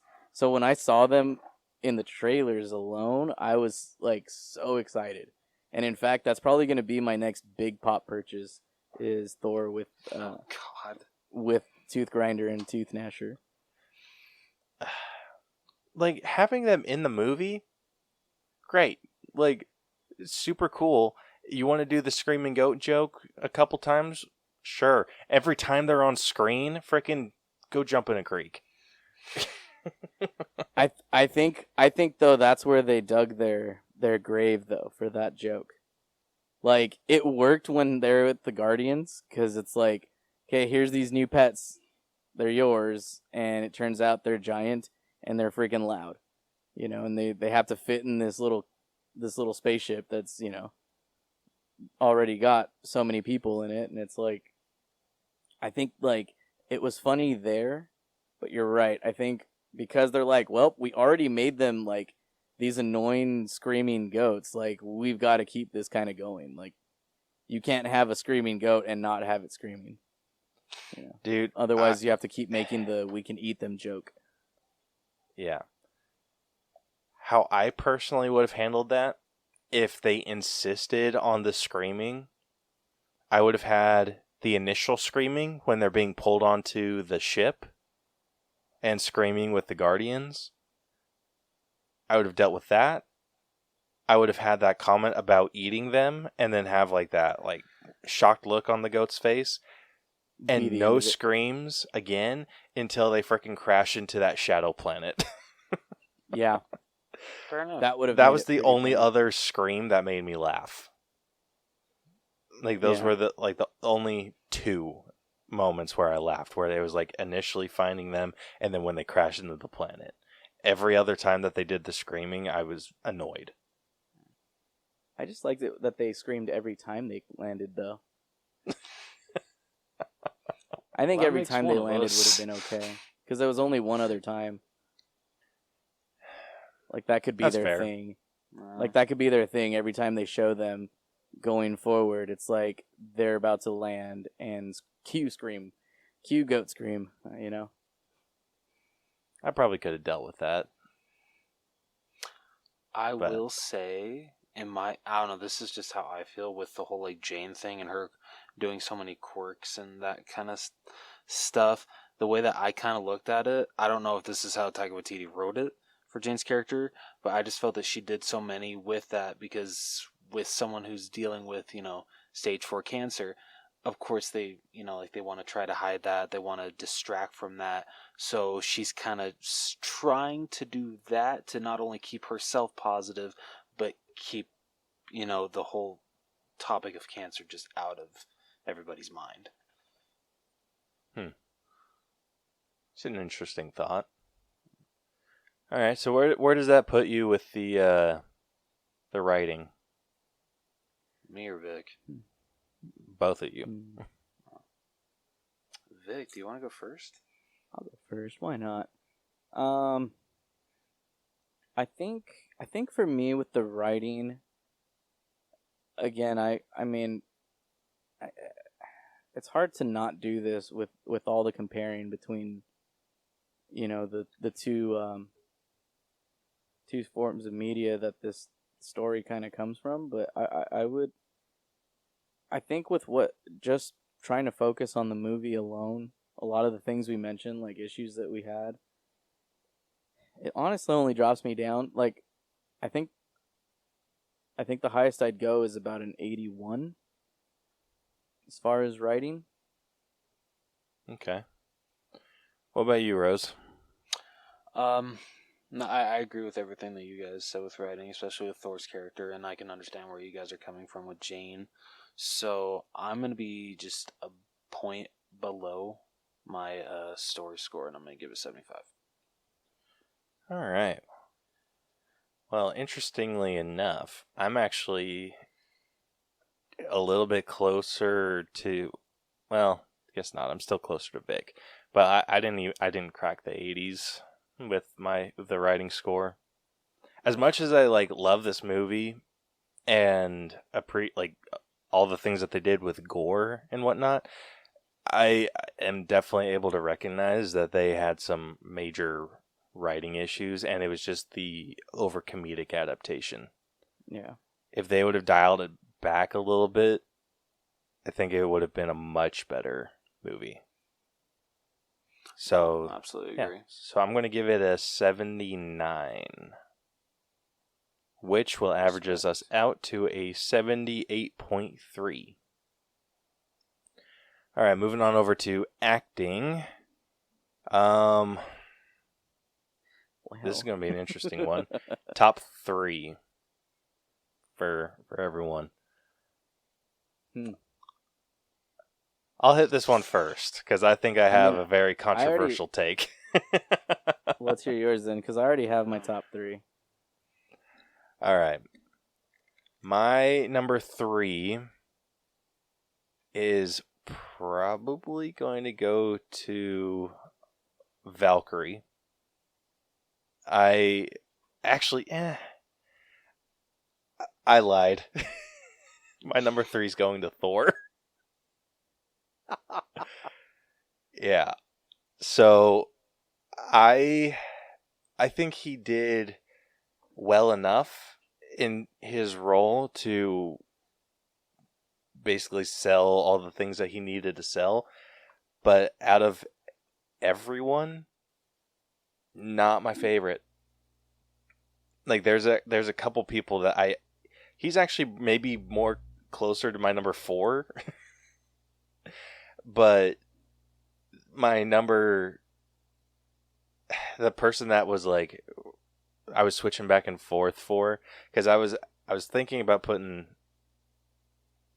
Jane at my number 3 and Thor at my number 4, but I think Thor just barely beats her out, just because I don't think Natalie Portman does comedy very well. So I'm like, nah. So anyway, yeah, my number 3 I'm giving to Thor. My number 2 I'm giving to Valkyrie. I think she was like perfect levels of comedic and serious.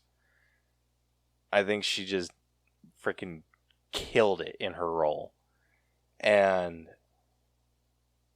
the dialogue between her and Jane when they were at the god town, I forget what it's called, the Omnipotent Island or whatever. Yeah, Omnipotence City. Omnipotent City. Yeah. Which, the dialogue there. Which fun fact, that was also never heard of before that run in the comics. They made that, like the writer that was writing that kind of made that up for that run. So it was like its first kind of mentioning an appearance in the comics. Oh, that's cool. For that city. Yeah. So yeah, number 2 given to Valkyrie, and my number 1 I'm given to Gore, the God Butcher. I loved Christian Bale's performance in this. He was damn near unrecognizable in this, and he was utterly terrifying. And I loved every second that he was on screen. So, yeah. That's my my top 3. Which I kind of forgot to go through this. We had Chris Hemsworth, who played Thor, Natalie Portman, who played Jane Foster, or the Mighty Thor, Christian Bale, who played Gore, Tessa Thompson, who played King Valkyrie, Taika Waititi, who played Korg, and yeah, that's all I'll list off. You know what's funny is you pretty much named my 3, because I really didn't put Hemsworth at even my top 3 as far as best acting. Really? And you listed my exact order, because I did love Christian Bale as Gore. He did a fantastic job. I'll get into the appearance more when we get to the effects portion, but as far as the acting goes and the dialogue, again, as I've been saying, just because of the way the character is and the characters that he's portraying is in the comic, did a freaking awesome job. And yeah, I really loved. I agreed with you for the same reason that I put Valkyrie as number 2. That it was a perfect blend of comedy. You know, like when they're, my favorite part was when they're on the ship and Jane is outside and Valkyrie and Thor are both talking, and then he's like, we're both on the same team, and she's like, yeah, Team Jane, meaning like, like she's gonna move in on your girl, bro, because like, that Valkyrie, like, yeah, you guys are on the same team, like you guys are going for the same thing right there, like I thought that was hilarious, because then Thor's like, wait, what? Like, hold on, like now he's like, shit, I got competition. And I mean, that's you don't come back from that, man. You don't come back from once your crush turns that way, stops liking you, man, because they're going for, maybe the same sex, and there's nothing he could do about it, It is what it is. But I thought that was hilarious, and it wasn't too over the top. It was super subtle, super subtle, and I loved that about her, and that's why I liked her comedy. But that's she what's was great also about her comedy. Like, my favorite bit is when they're clearing out the ship, getting it ready for the Bifrost travel. Mhm. And she's like, get rid of everything that's not essential, and they're getting ready to throw out the beer, and she's like, that's essential. Yeah. Yeah, and see, I think that's the kind of humor and comedy that we more wanted from Thor. Oh, absolutely. And that we didn't get, but she's kind of now has that personality that it was just, she got the sweet spot. Like, they got the sweet spot, and they kept it going with her versus with Thor. Dude, I would love to see a movie with just Valkyrie. It would be really good. Yeah. It would be so freaking good. Like, Tessa Thompson is just a gem. She really is. But yeah, number 3 would definitely be Natalie Portman. Because again, I mean, they pushed her a little too far on the comedy side, but it was not as bad as what they did with Hemsworth's character, and that's it hurts to say it. It hurts to say it, but there's still room for redemption, I'm sure, with the next one, with another movie coming. I hope so. I hope they get writers that take Thor a little bit more serious. Yeah. Because it doesn't feel like Taika does. Like, I feel like Taika has issues getting into the world. Like, one of the things that, like, I was just utterly shocked by that they threw in was the Infinity Cones ice cream shop. And the frickin' statue outside is the Infinity Gauntlet. Like, no one in New Asgard would throw up a frickin' Infinity Gauntlet ice cream cone place. Like, hey, you know that thing that killed half of everything? Now it's an ice cream parlor. Like, no. Especially not the frickin' Asgardians, who were first-hand witnesses to Thanos' destruction. It's true. Like, that, it just felt so out of place. Like, as a fan, like an MCU fan, would I eat at Infinity Cones? No doubt. Like, I wouldn't even think twice about, dude, like, no questions asked. I would but too. I absolutely would too. As a character within the MCU and all the horrible things that have happened because of Thanos, it seems kind of tasteless. I just think that his sense of humor is a little more like making light of those kind of situations.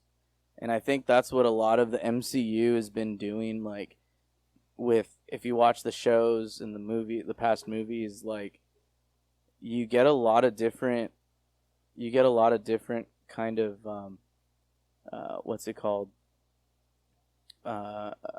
commentary on, like, stuff that happened. Both, you get people that maybe didn't get, they survived the blip, but then, like, I don't know, things kind of worked out for them, and then you get you also get, like, people who lost a lot. Like, there's a guy in Doctor Strange where he's like, yeah, lost my cat and all this other stuff. Like, like, some people they're kind of, like, I guess, trying to show too, like, I don't know, it was, for some people, like, some people just take it totally differently. You know what I mean? Like, there's all these different views, but I don't know, man. I think that's just his sense of humor, Like, he just kind of makes light on a lot of things, and I think that's just to push the story along. Right. And I mean, I just think with with things like that, where you have to think about the trauma that people have been through because of things that have happened within these movies. That's something you kind of need to be aware about or give a little bit more thought to. But I mean, it's a minor gripe, but Yeah. like still, it's just kind of one of those things where I was just like, that kind of seems funky. Like that seems like somewhere like I'd find it at Disneyland and like pay outlandish prices for a small scoop of ice cream that actually tastes like shit. But now look, that's what's gonna end up happening. There's gonna be a stand or something at Disneyland. That's Dude, and would I eat there? Abso-freaking-lutely. Exactly. But that's my point. Is like a lot of what they do or what they've done with Thor has been like, I feel like it's just a way to market him as a more like what's it called, entertaining character. So that way, like, because then kids that see him, it's like, oh, he's super strong, but he's funny too. You know, like it's something that the kids laugh about, but they don't know why they're laughing at it. You know what I mean? Right. I just hope they don't get into like a too campy of a position with these movies. I fear that with Taika Waititi. I'm sorry. I do too. I think they could. I think he could dial it back, like especially if they, if they have another movie with him, and like with Love too. I think they could dial it back. Like they could make that where they left it off. I think they can use that to their advantage to dial him back to where, like we were saying, like the way Valkyrie is. I think they could dial it back to that point where he's now a father figure and he's got to be a little more stern at some points. And I think that could bring him back to that, that point. I hope they do, and I hope they just don't keep running with this direction of Thor. Otherwise, he's just going to be a total joke. Yeah. Like you brought up, Rose. Damn it, Rose. Yeah. Sorry. Did you guys see what Taika Waititi said a couple days ago about the ending of the movie? No. So at the end credits, when it says Thor will return, that actually surprised both with Taika and Chris Hemsworth because they actually had no idea that they were going to include that. They're just like, wait, what? We weren't planning on making a Thor 5. I don't know what you guys are talking about. Dude, Marvel's so freaking secretive about their shit. Like, I love it though. I love it because you can get leaks, but you don't know if they're real unless you see it on the. You know what I mean? Like you can take that as, as scripture basically because it's on the theater. It's in the theater or in the screen, but when you just see all these articles and stuff, it's like, oh, I hear this, but you can't really go with what you read on there always. You know what I mean? So it's like, I kind of like it. I kind of like it because you could have all these theories, but it's not confirmed until you see it on the screen, Dude, freaking Facebook and Twitter articles piss me off. Because some people will talk and be like, "Oh, this insane thing is going to happen, like confirmed by Kevin Feige himself," and then I'll go and like listen to that interview with him, and he's like, maybe." Yeah. And then he's like, sometimes he'll just flat out be like, we're going in a different direction. And I'm like, dude, like, freaking clickbait assholes. Yep. Yep. Oh shit. Anyway. Rose, what's your top 3? So I feel you guys might hate me for my top 3. Probably not. Okay. He's right, like Thor 3. Number 1. Oh hell no! Sorry. I'm kidding. Number 3, Tessa Thompson, Valkyrie, amazing. For what little screen time she had, because I truly feel that she was sidelined in this movie. I didn't like it. I think she did a great job. 2. Christian Bale's Gore, fantastic villain. Loved him from start to finish, and I wish that we could get more of him in the future. I hate Marvel with the freaking one-off villains. Does it annoy anybody else? It makes sense for an actor like Christian Bale, though. True. Like, he was Yeah, so that was- hesitant about doing this until he read the script. Mhm. And oh, really? I don't yeah. know that. Yeah, he was Yeah. like, no, I've been in a superhero movie before. I'm not interested. And then they gave him the Mhm. script, and he's like, okay, I'm in. And then when he realized like he wouldn't have to wear like a super tight outfit, he's like, okay, you got me. Toga. I'm in. Yeah. All right, then number And one. then number one is actually Natalie Portman's Jane Foster. Interesting. This is the first movie in the MCU where I honestly did not find Jane annoying. Like in the first two Thor movies, I found her kind of hard to stomach just a little bit. And that's nothing against Natalie Portman. It's honestly the way that her character's written. Just the character. But yeah, yeah. I loved her in this movie, though. From start to finish, I loved her character moments. I feel especially Natalie Portman did a great job acting on having stage 4 cancer. Yeah, so she was my number one. Nice. Okay. All right, so what's everyone's score? I'll start this one off if you guys need time.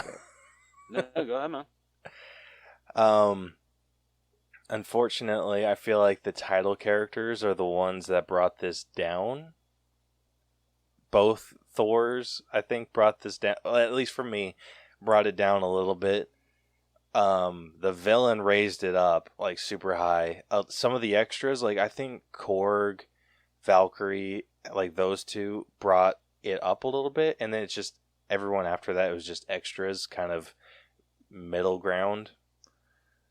So I think for me, just kind of taking all of that into account, I think I'm in like 83 range. I'm just behind you a point. 82? Yeah. So yeah, no, I'm with you on that. I agree that it's kind of hard to see the movie and going in giving an unbiased opinion like that the main characters would kind of bring it down. It's kind of hard to go higher when it's like the way you kind of envision those characters isn't quite what you get, Right. But what about you, Rose? I'm a point below Vic, 81. 81. All right, well, that averages us out to an 82. Love it. All right, moving on over to character development. Really quickly before we do go to something else, just because it's in the realm of acting. So we mentioned Hemsworth's daughter, playing Gore's daughter. They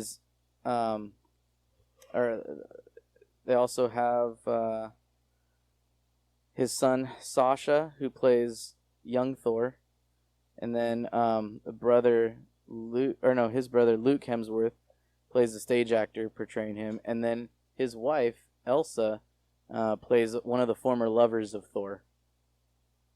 Interesting. Yeah, I didn't realize that. It's probably that blue-haired chick. The blue-haired one, huh? That's what I was thinking. It's got to be her. Yeah, that's what I'm betting. That's cool. I love when they do that. I know, right?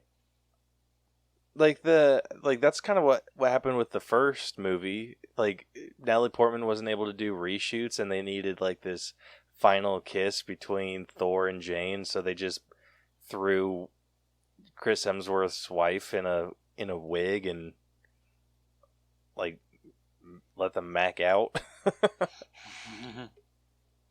Like I freaking love when they throw.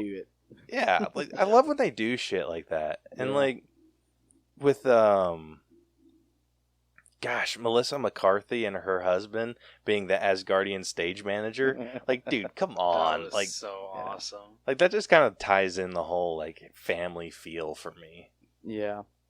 Dude, freaking Matt Damon coming back to play Loki made me so happy. Dude, Matt Damon's a gem too. Did you guys know? You guys probably knew this because I'm honestly bad with like I'm I'm bad with names. So if I would have heard it before, I wouldn't have realized it. But did you know that Dr. Grant from Jurassic Park is the stage actor for Odin? I thought I recognized him, so yeah, I went on his IMDb. I'm like, oh my god, it was what's his name? Sam Neill. I think so. Like I said, I'm bad with names, but I forgot why I was looking good. at his IMDb. I think it was on my show, and I was looking at his IMDb, and then it says that he was in Thor Ragnarok, and it said like Odin stage actor. I was like, what the hell? I had to go back. I watched it and saw it, and then it said he was going to also be in Love and Thunder. That is so funny. That's a trip. So I guess you guys didn't know that. I feel much better knowing that I'm not the only one. That's hilarious. That blew my mind. Blew my freaking mind. Oh, man. All right, getting into character development. I mean, obviously we have to talk about Thor and his progression. I don't know about you guys. I felt he had a lot. I feel there was, like, to a point. I don't think it was like a super crazy arc, but I mean, I think it was decent enough to carry the story. Alright, fair.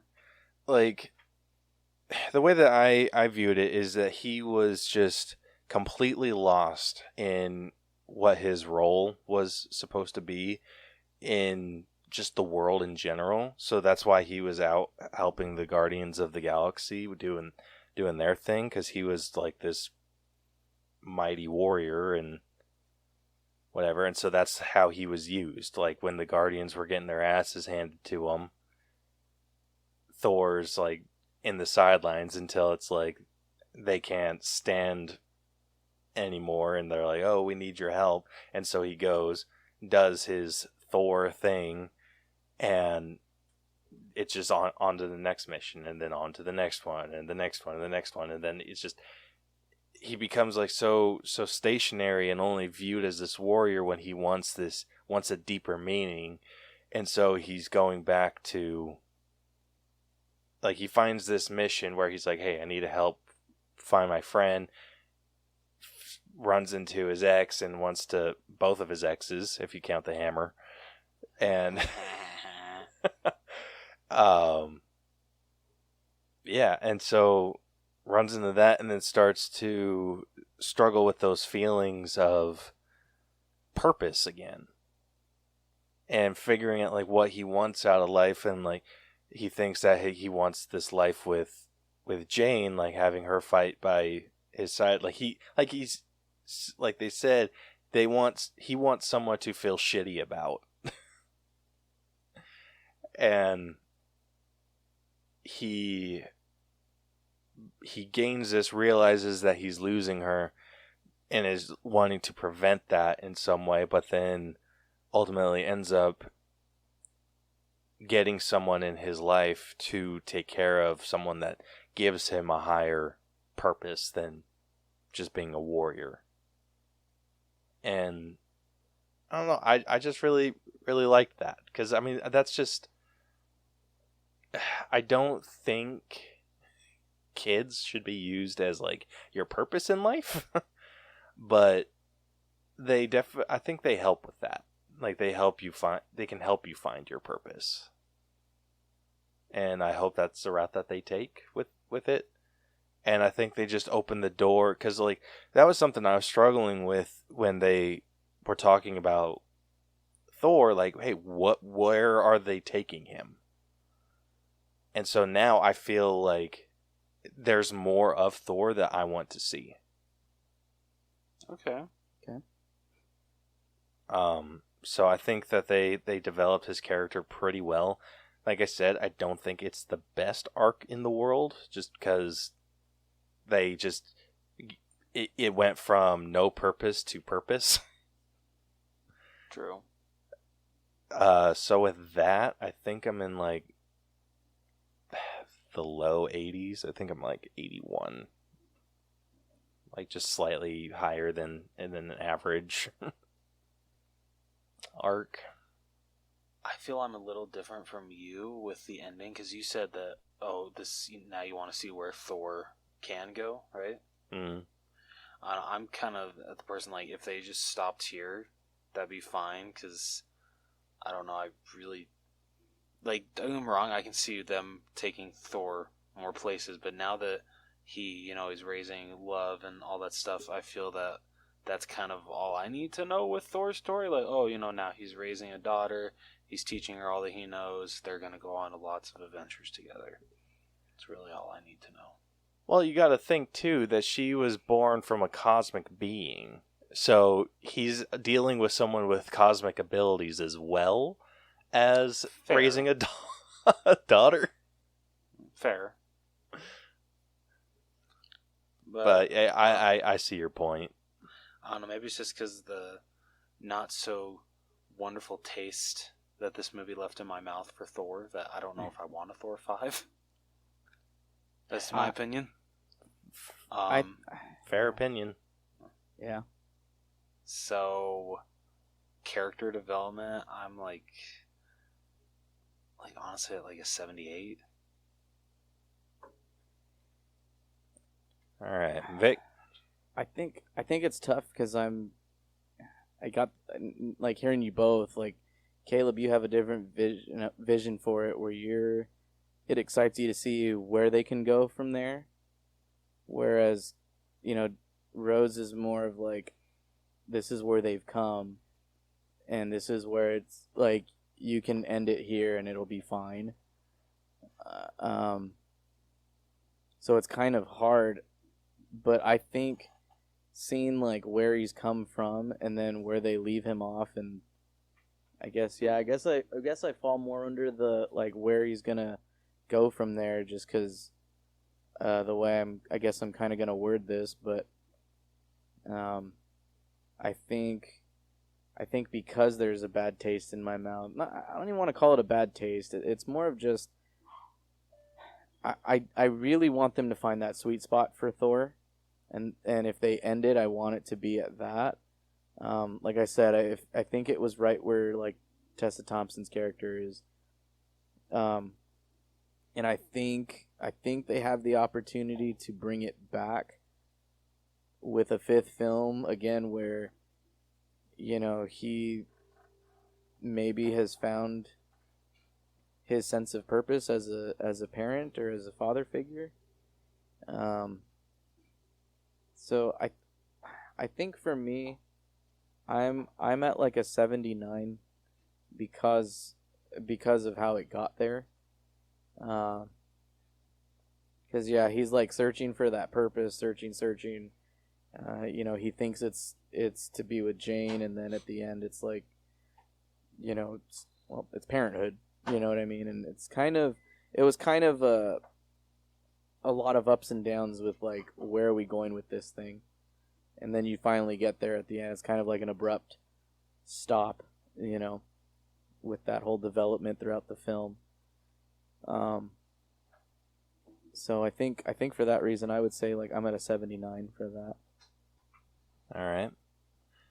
Well, that averages us out to a 79.3. All right, moving on over. 0.3. Do what?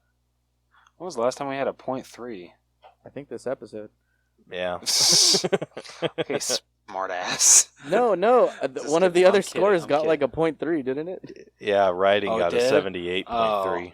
All right, my bad. Sorry. All right, I take that smart ass comment back. Dude, I'm sorry, Vic. It's okay. I remember a lot when I'm high. Don't worry. Oh my god. All right, That's next you, I up swear. we got effects. Okay, I got one that I really want to point out with, because like literally the first 5 minutes, I don't know about you guys, but this pissed me off. Or just like, come on, Marvel. Rapu, that god, the CGI to me looked like shit. Dude, it looked real bad. It looked Oh my bad. god! Oh god! Like, how did they not come? I don't know what is up with Marvel. Like, I get like they have a set schedule to get these movies out by, but even like people that like work behind the scenes on these special effects have come out and said, "Oh, hey, we have very strict deadlines. We really do not like working on Marvel movies when we're this close to the ball. with having to get these effects done. So honestly, they like I've heard that they just don't like working for them in general. They freaking Yeah. lowball them on on cost. Like they'll be That's like, "Hey, bullshit. we'll pay you this much money to do it," even though it's like way underneath their usual fees because it's a Marvel movie, and then or Marvel bullshit. show or whatever, and then they put like these super strict deadlines on them, and then they freaking get pissed off when their effects come out looking like shit. So so I blame strictly Marvel. I don't blame the VFX artists at all. No, This is not even a strictly little Marvel. Yeah. So that. I'm sure when you guys start talking about it, or talking about the effects, I'm sure other stuff will come to my mind of like, oh, this looked bad, this looked bad. I don't know if it will. But that was like the biggest one that I had to point out because, oh my God, that was atrocious. Dude, Yeah. it felt like No, that was their pretty bad. entire budget went into that one giant. Omnipotent City. What? Omnipotent City. I think a lot of their budget went into that, even though I would argue that a lot of those gods didn't look super great either. Sure. But the one that I was talking about is the one where he traveled to when he ran into Sif. Oh, yeah. Like that shot looked amazing. Oh, it does look And the Omnipotent City looked pretty good. But the gods had some issues. They had some issues, huh? Yeah, and then I'll say the goats had issues as well. Like it's just kind of like issues all around. Like not the quality that I've come to expect from a Marvel movie. And I honestly, Marvel needs to chill. Like if they're pushing visual effects artists this hard, where they're like, "Hey, we don't like working for you," they're going to get to the point where they're running out of visual effects artists to come to.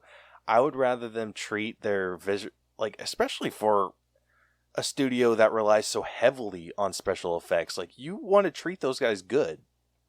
I think especially now because a lot of what their movies and shows are starting to lean towards is the cosmic and the the intergalactic kind of stuff. So it's like you really want to like make sure you're getting the right kind of quality for these alien planets and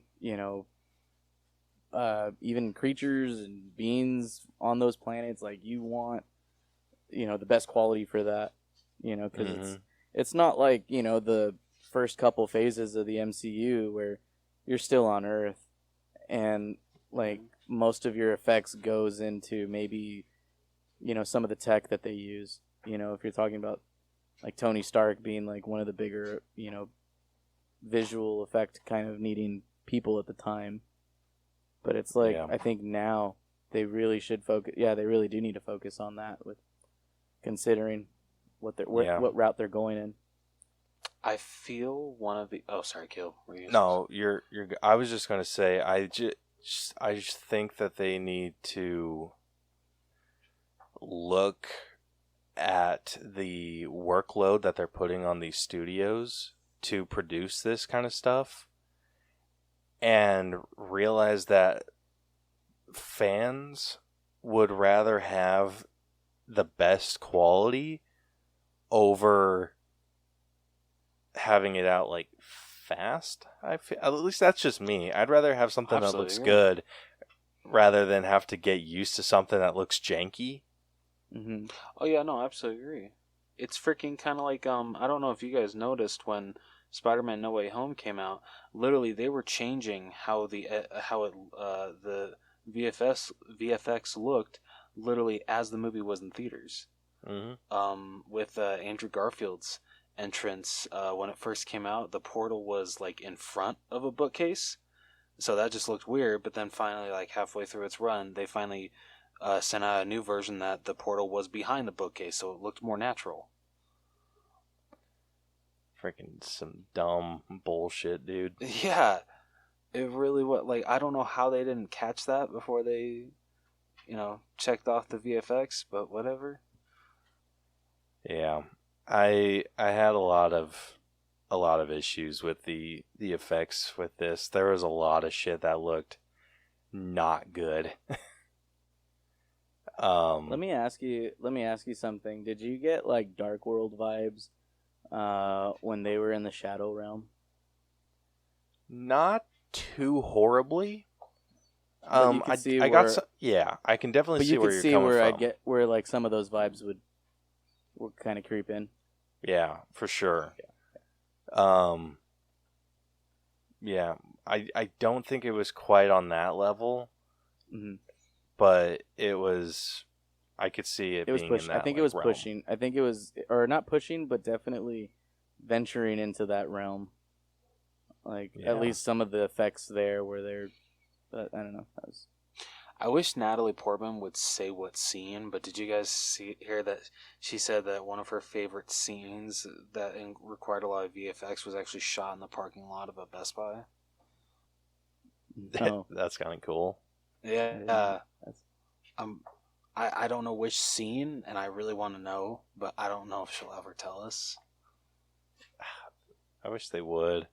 Right? Oh my gosh. Speaking of her helmet, I did not like her helmet.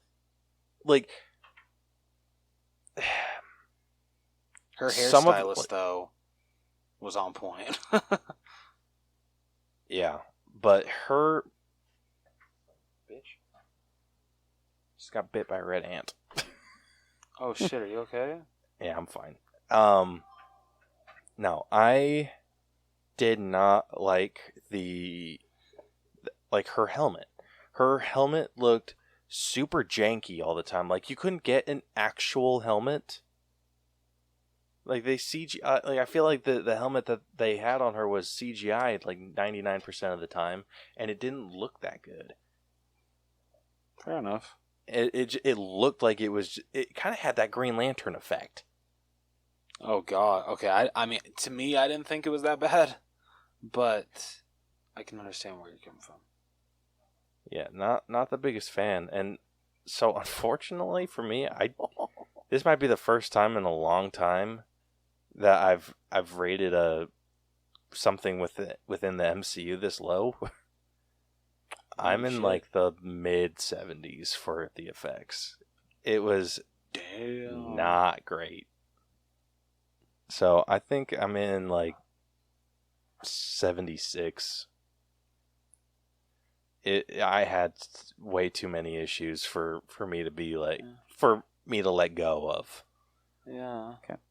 Like there was a story, like I was able to kind of set my issues with the effects aside for like the sake of watching the movie, because I'm like, okay, whatever, like they're doing the best that they can, but there was a lot of stuff that would pull me out of it. Like, oh, that looks like shit.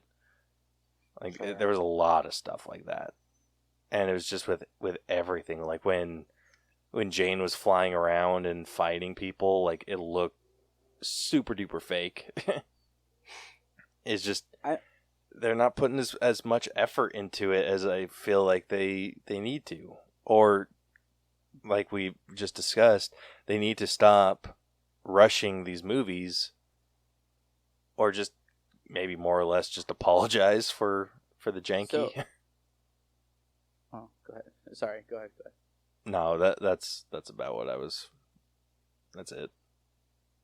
So I'm slightly higher than you with the effects, only because again I throughout the whole movie was just in shock and awe, like with how much they brought into the movie, like from the books or from the comics. That like something like Omnipotent City like was really cool how they brought it into brought it to life on the screen.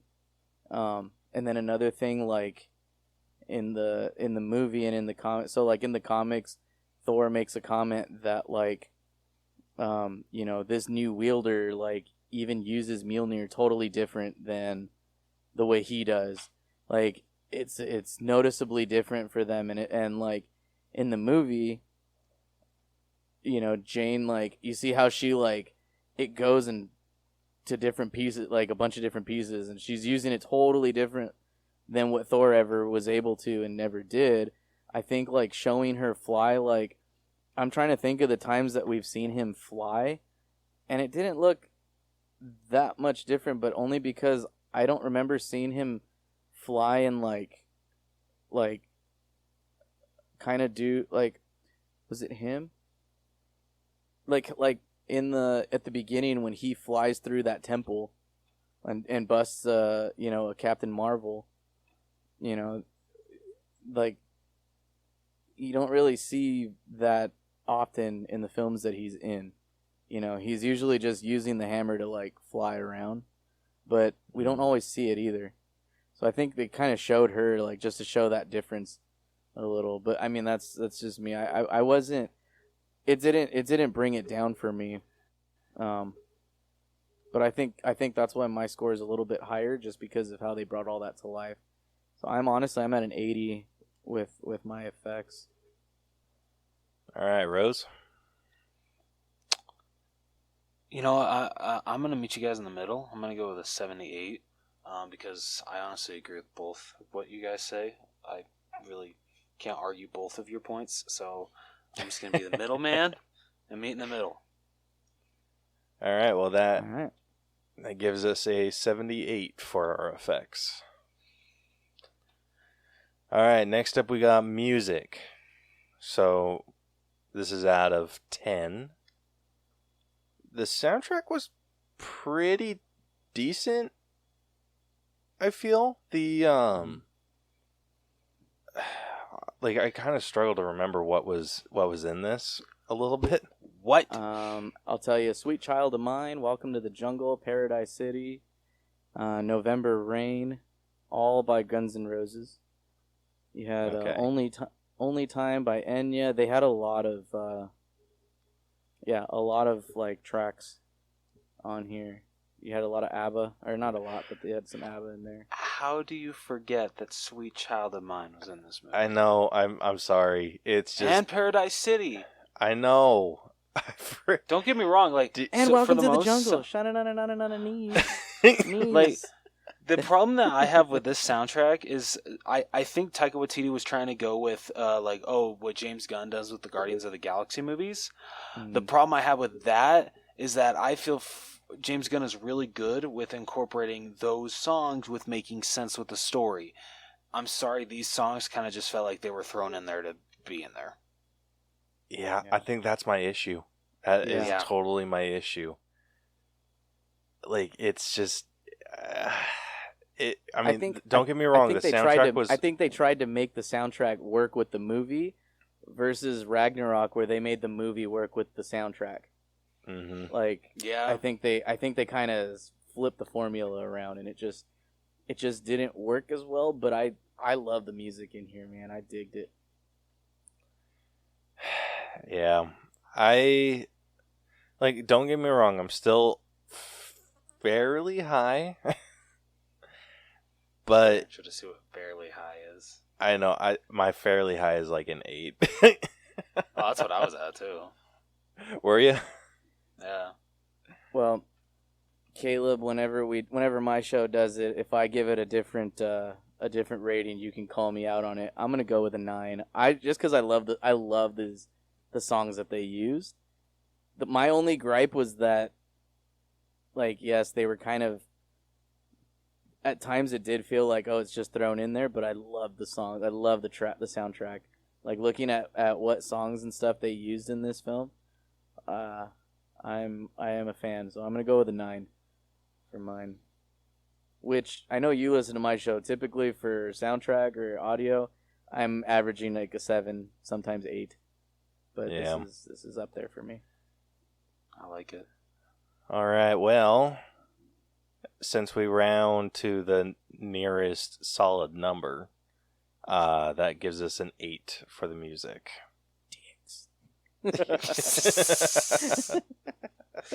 Sorry, we don't make the rules. Well, we made the rules. Yeah, I was going to say, wait, we do. All right, next up we got costumes. And for the digitally animated ones, like, we can talk about like the character design and whatnot. I it's a tough pill for me to swallow, but I was really hoping that they would make Gore look like he does in the comic.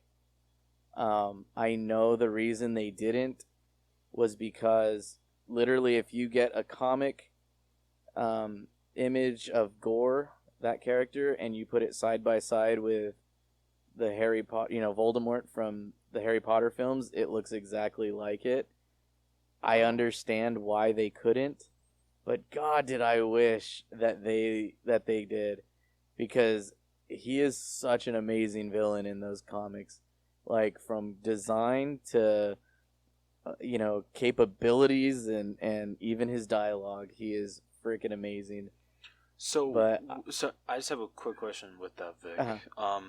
So with that, like saying like how he looks like Voldemort and like how they couldn't do that, do you feel like they didn't do it because everyone would just call him Voldemort, or do you think they did it because Warner Brothers wouldn't let them? What I read considering was that didn't. Sorry. No, well, what I read was that was something that they wanted to avoid was viewers going to see this Marvel film and being like, oh, they copied Harry Potter, or not even like true, like maybe fans of like let's say just people going in because they're fans of the movies but they know nothing of like comic book characters or they don't look into them. Somebody going in, they would be like, oh, that's that guy from Harry Potter, like they just copied that.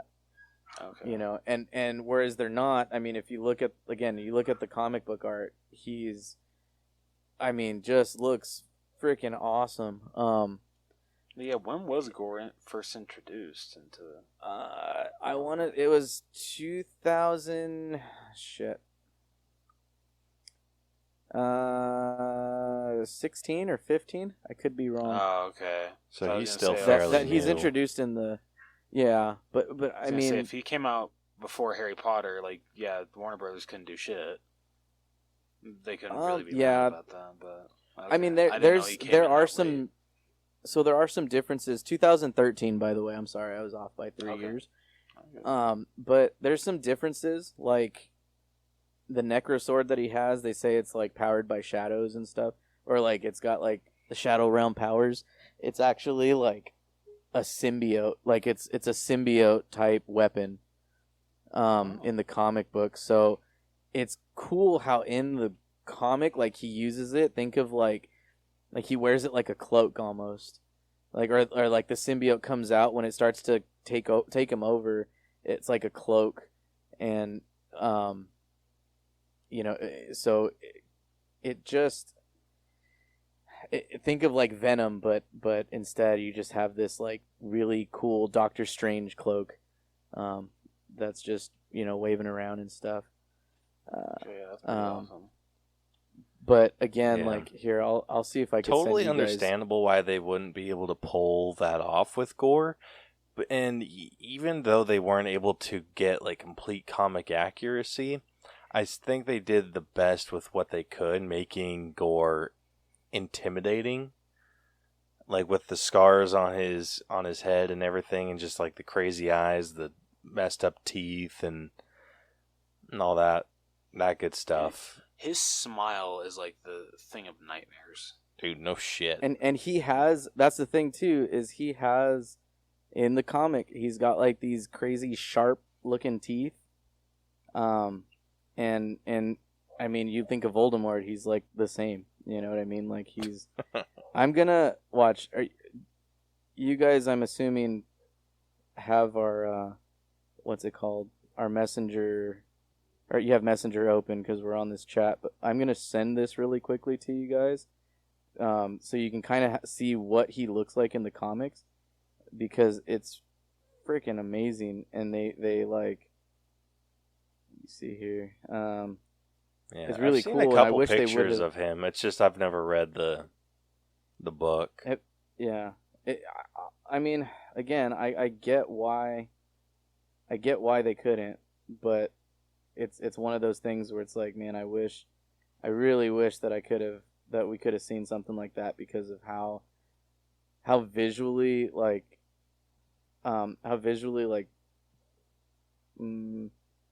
I don't know, genius he is. I don't know. He just looks freaking cool.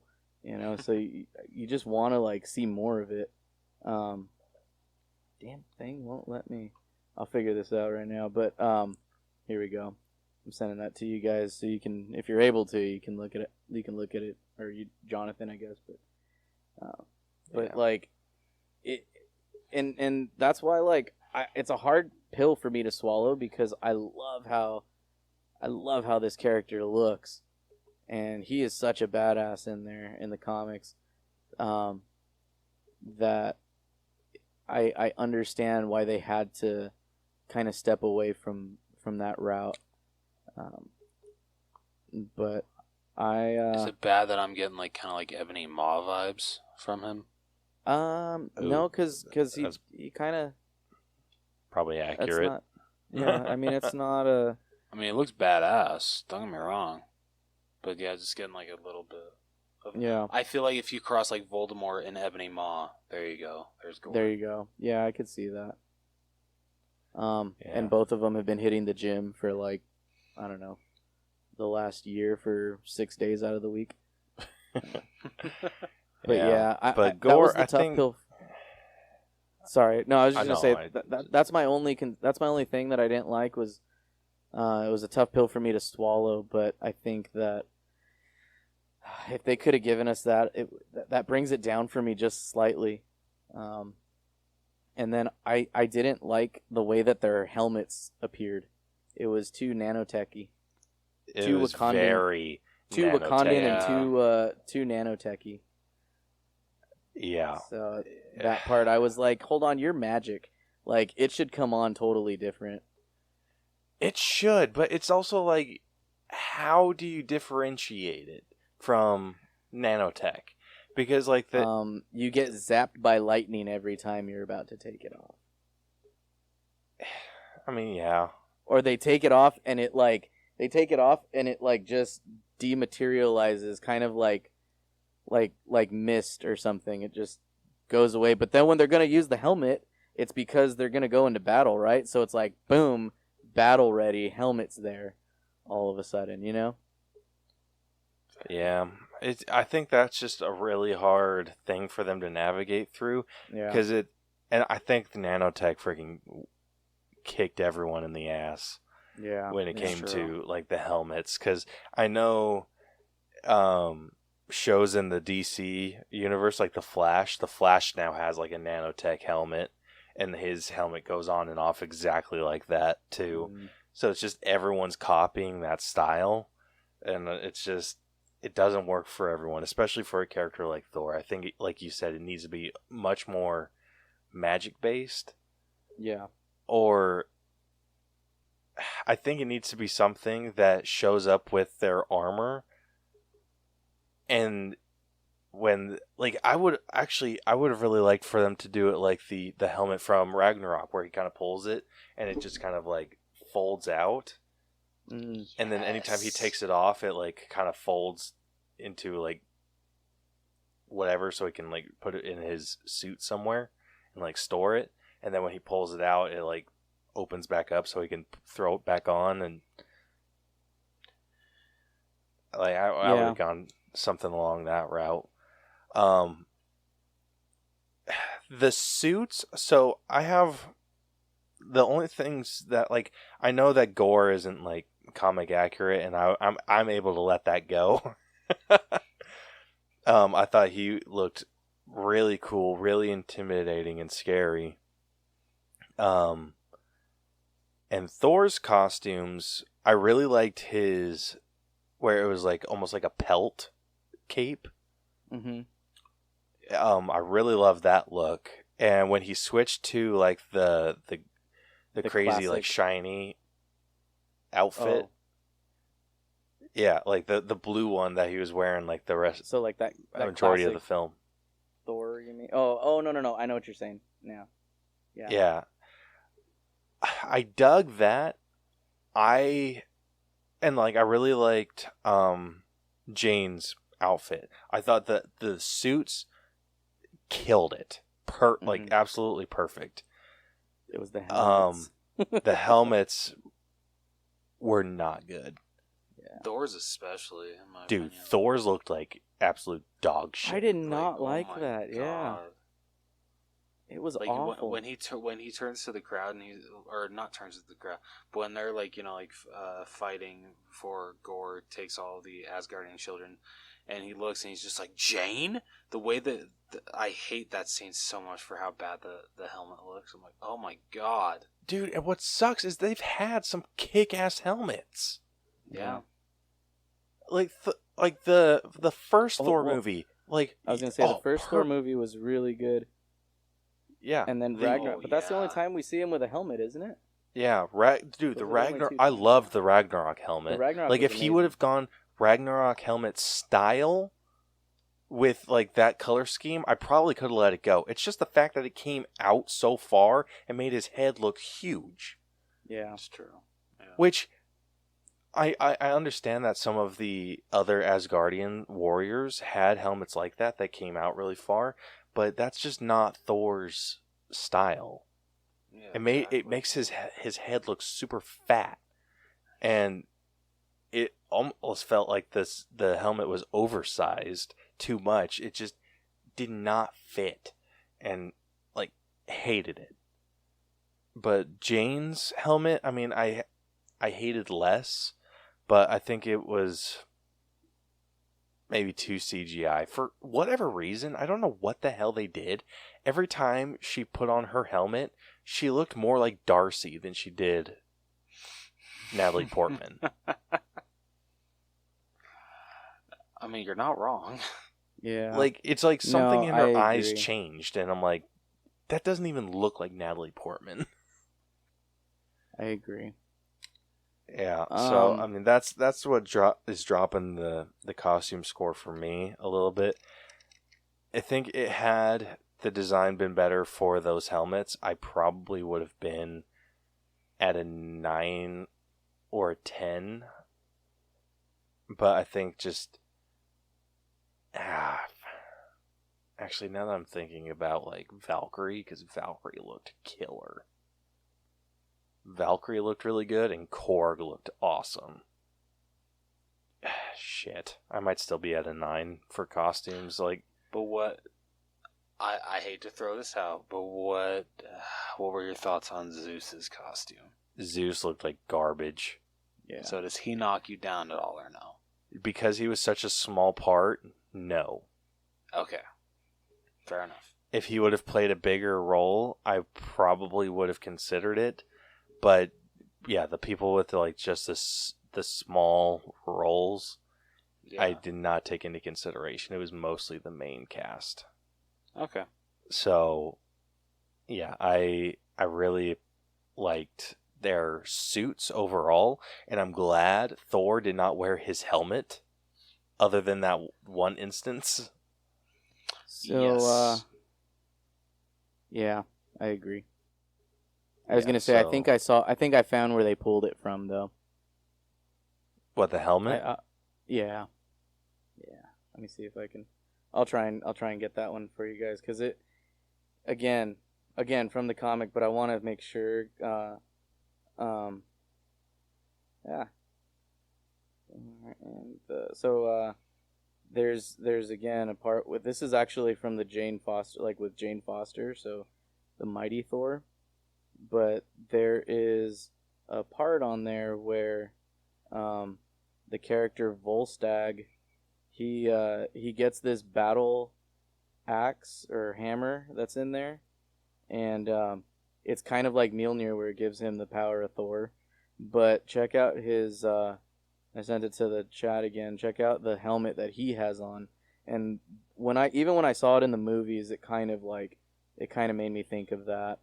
Just kind of the way that looked. Yeah, I can see that. You know, not To like a point. it's not too much, but I mean the way they covered his face, you know, how they have it kind of like sticking out a little bit. Yeah, I mean that one still has like the feathery look. Like this was just straight up like Right. cowl. Yeah. So I But yeah. think even taking into consideration the helmets, I think the suits make up for it enough.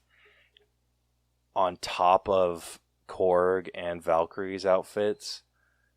And then I think just the other gods in general too.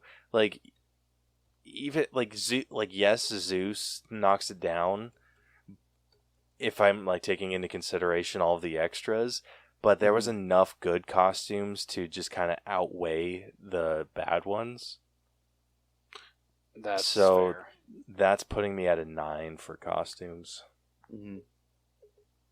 I can match that. I am too. Hell yeah. I will see your 9 and give you another 9. All right. Well, that averages us out to a 9 for costumes. So last up, we got our own personal grade. Who wants to start? Do you want me to start? Yeah, since you're signing us off. Okay. So overall, I'm sorry to say this was not my favorite Thor movie. The direction that I see them taking Thor in, I like, but I don't love. And just it was just way too comedic when it needed to be serious in some parts. So, with that, I'm going to go a 78. Oh, damn. Yeah, I'm sorry. All right, Vic, where are you at? For me, I didn't like it as much as Ragnarok. But because of how much, again, I sound like a broken record and I'm sorry, but because of how much you know what? No, I'm not sorry, because I always hear Caleb straddling the line of he wants more comic accuracy. So I don't apologize. I take it back. But because of how much they pulled in from the comic books, it still brings it up for me. So for me, I would say it's at an 85. And that's probably my lowest that I would go. And I don't want to go any higher, only because I feel like there are some other issues with it that we've already talked about, that if I go higher, that's my own bias. That's my bias coming into play. So I want to keep it. This is personal score. So then fuck it. Then we're gonna go with an 88. If it's personal, then all right, we'll go up to the 80. Fine. That's as high as I'd go. Yeah, I'm not quite up at like an 88. And I'm not quite as low as a 78. I'm like somewhere right in the middle. I enjoyed this movie a lot because of what? So an 87, got it. No, I enjoyed this movie a lot because of the connection that I was able to have for the villain and like the story that Thor went through. Mm-hmm. And I think that helped with my enjoyment of the movie. But it felt very departed from like what I typically have come to know and love from an MCU film. Yeah. And I feel like I've enjoyed the new stuff, like in regards to like Eternals and Shang-Chi and all that, way more than the stuff that's come from like past like stuff we've seen before. Like, yeah. So it's just it's really, really, really tough for me to like walk that line of, hey, like, oh, like I had a good time watching it. Like, there's no doubt about that. And like, I definitely want to watch it again because it's like it's a funny movie, but as an MCU film, it's just not the best, and I think that kind of soured my taste for this movie. So I'm gonna sit like right in it, like an 83. Okay, no, that's not bad though. That's not terrible. All right, well that averages us out to an 83 for our personal scores. And that concludes this breakdown, and the final All Bros and Crash and Taz letter grade for Thor: Love and Thunder has come to a B-. Okay. I'm very okay with that, actually. Yeah, me too. Yeah, it's definitely one of the stronger B-minuses, but it's a B- nonetheless. So let's see where this how movie strong ranks is it? up. So the cutoff for a B- is an 83, Mm-hmm. and this movie has gotten an 82.08. So the cutoff, like, that's to be a B, like a solid B, or to be a low B. Yeah, so it is. It's a high B minus. Yeah, it's like it's just over 0.9% away from being a B. Okay, that's fair. Yeah. I think that's fair, Wow. and a lot of that I think comes from, again, the like the effects that we mentioned, and even some of the writing. True. Yeah. So like I said, it's sitting at an 82.08, which puts it below The Magnificent Seven, which is at an 82.12. Puts it below Ron's Gone Wrong, which is at an 82.31. Puts it below Let's Be Cops, which is at an 82.37. Puts it below Chippendale Rescue Rangers, which is at an 82.43. That's going to piss a lot of people off. Yeah. What? And puts it below The Hunt, which is at an 82.47. But it puts it above It Chapter 2, which is at an 81.95. Puts it above Rogue One, which is at an 81.93. Puts it above The War with Grandpa and Spiral, which are both at 81.93. Oh, I guess it's Rogue One, War with Grandpa, and Spiral. They're all like equal. Okay. It puts it above being The Ricardos, which is at an 81.87. And then it's above The Bad Guys, which is at an 81.81. Not bad. What's So- the nearest Marvel films? Marvel film or Marvel related? Marvel. Okay, let's do Marvel related. What's the nearest one that it's above, and the nearest one that it's below? Okay. Let me find it real quick. Sorry, I didn't mean to like give you more work. But No, you're good. I'm just curious where it lands. So it is exactly 1% higher than Deadpool 2. Okay. Okay. And if we're going MCU, it's above... Actually, nothing's in the MCU scored this low. Damn. Oh, that's not true. MCU, it's above Ant-Man and the Wasp. Okay. But Yeah, Ant-Man that's fair. Ant-Man and the Wasp is at a C. Okay. Yeah, that's fair. Going the opposite direction, though, it is under Thor Ragnarok. Okay, that's fair. Yeah. But So, like I said, I'm only happy with that because, like I said, I didn't like it as much, but it, I mean, it wasn't the worst either. Yeah. The difference, though, between Thor Love and Thunder and Thor Ragnarok is 1.9%. Damn, how critical were we on Thor Ragnarok? Well, Thor Ragnarok scored a B. Oh, really? Oh. Yeah, it's actually So one it's of our just- higher B movies. Or Huh. actually, no. No, it's not. Oh.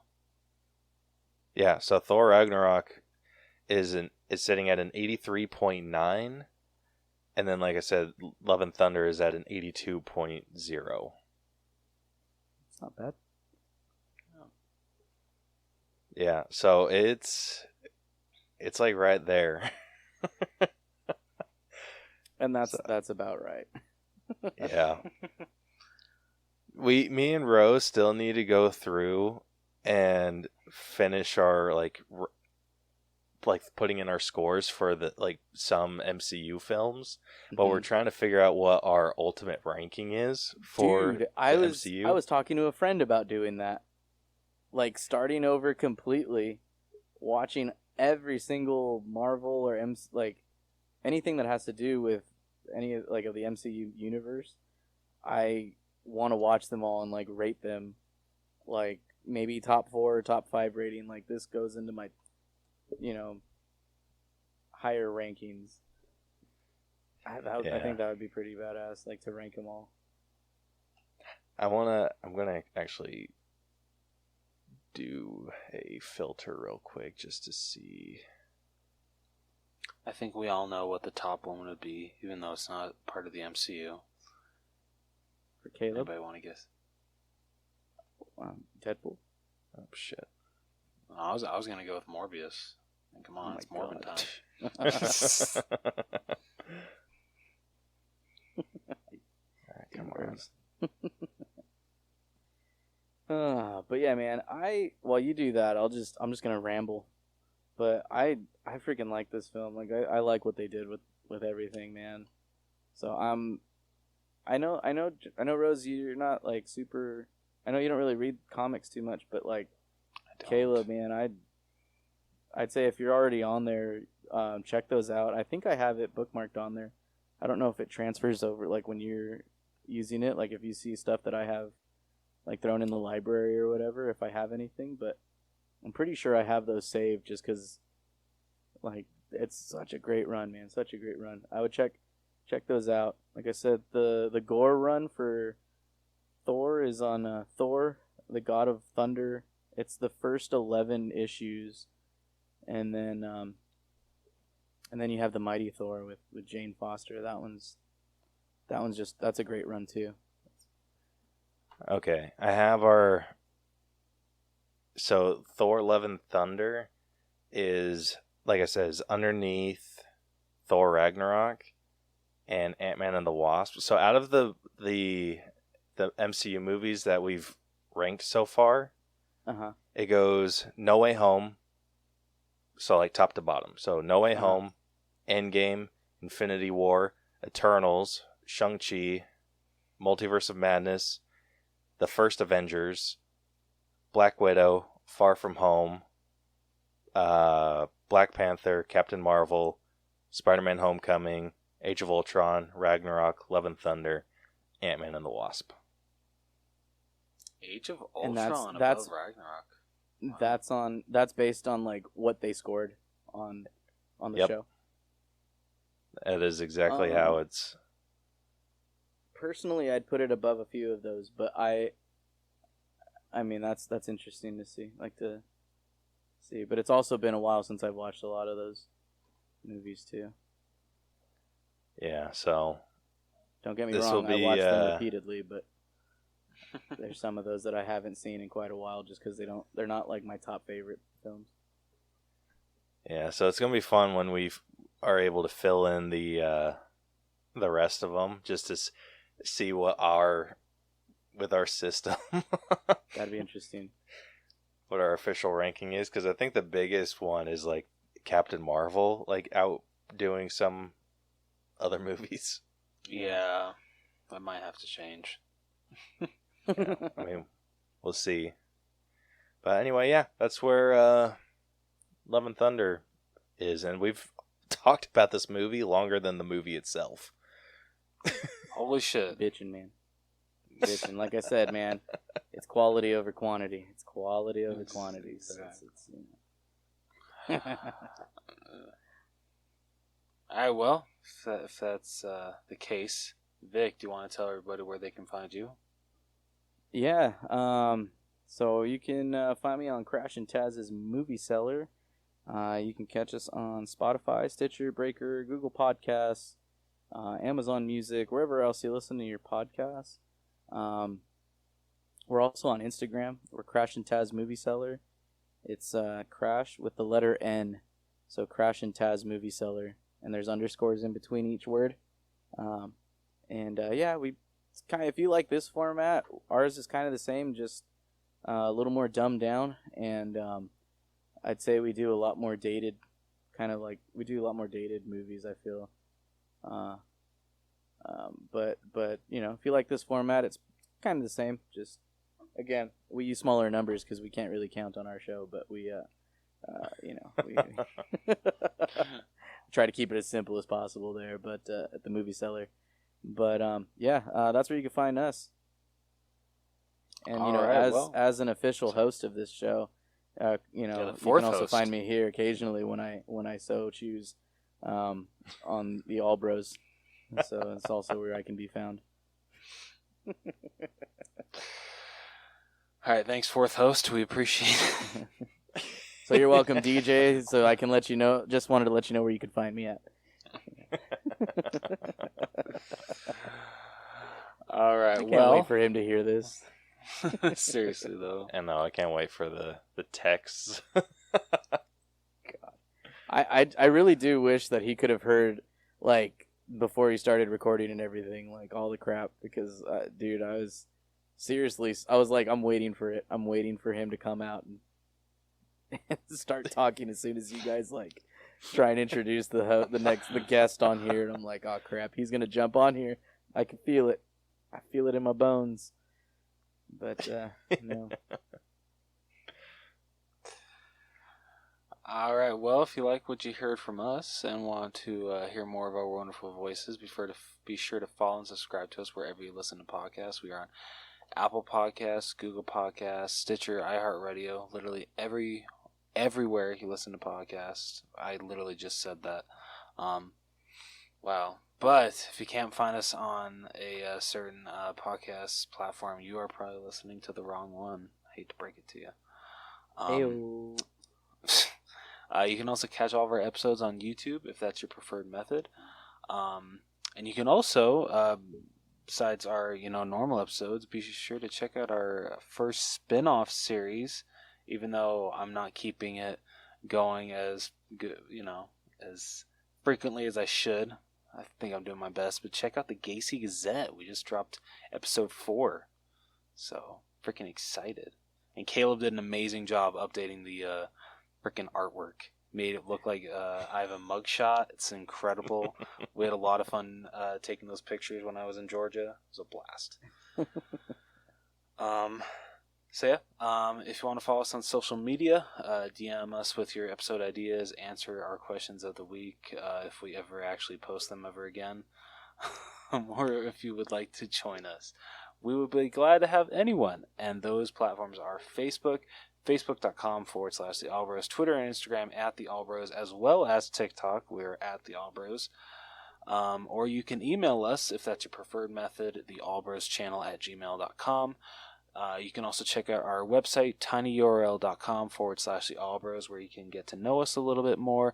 And it is also the best place to buy merch because it's where you can actually customize the type of design that you want from one of our episodes without TeePublic or Teespring taking our shit down because companies suck and copyright sucks. Yep. Yeah. Frickin' corporates. Right? Bastards. Corporate America. Seriously. Next week on the podcast, we'll be breaking down the Sandra Bullock and Channing Tatum movie, The Lost City. If you guys haven't seen that movie and want to check it out before we break it down, it is on Paramount Plus right now. So I'd say it's worth a watch, but we'll get more into that next week. But until then, this has been the All Bros Podcast. I am Jonathan. And I'm Caleb. And I'm Crash. And we will see you guys next week. Deuces. Peace. You dick. Stole your line, bitch.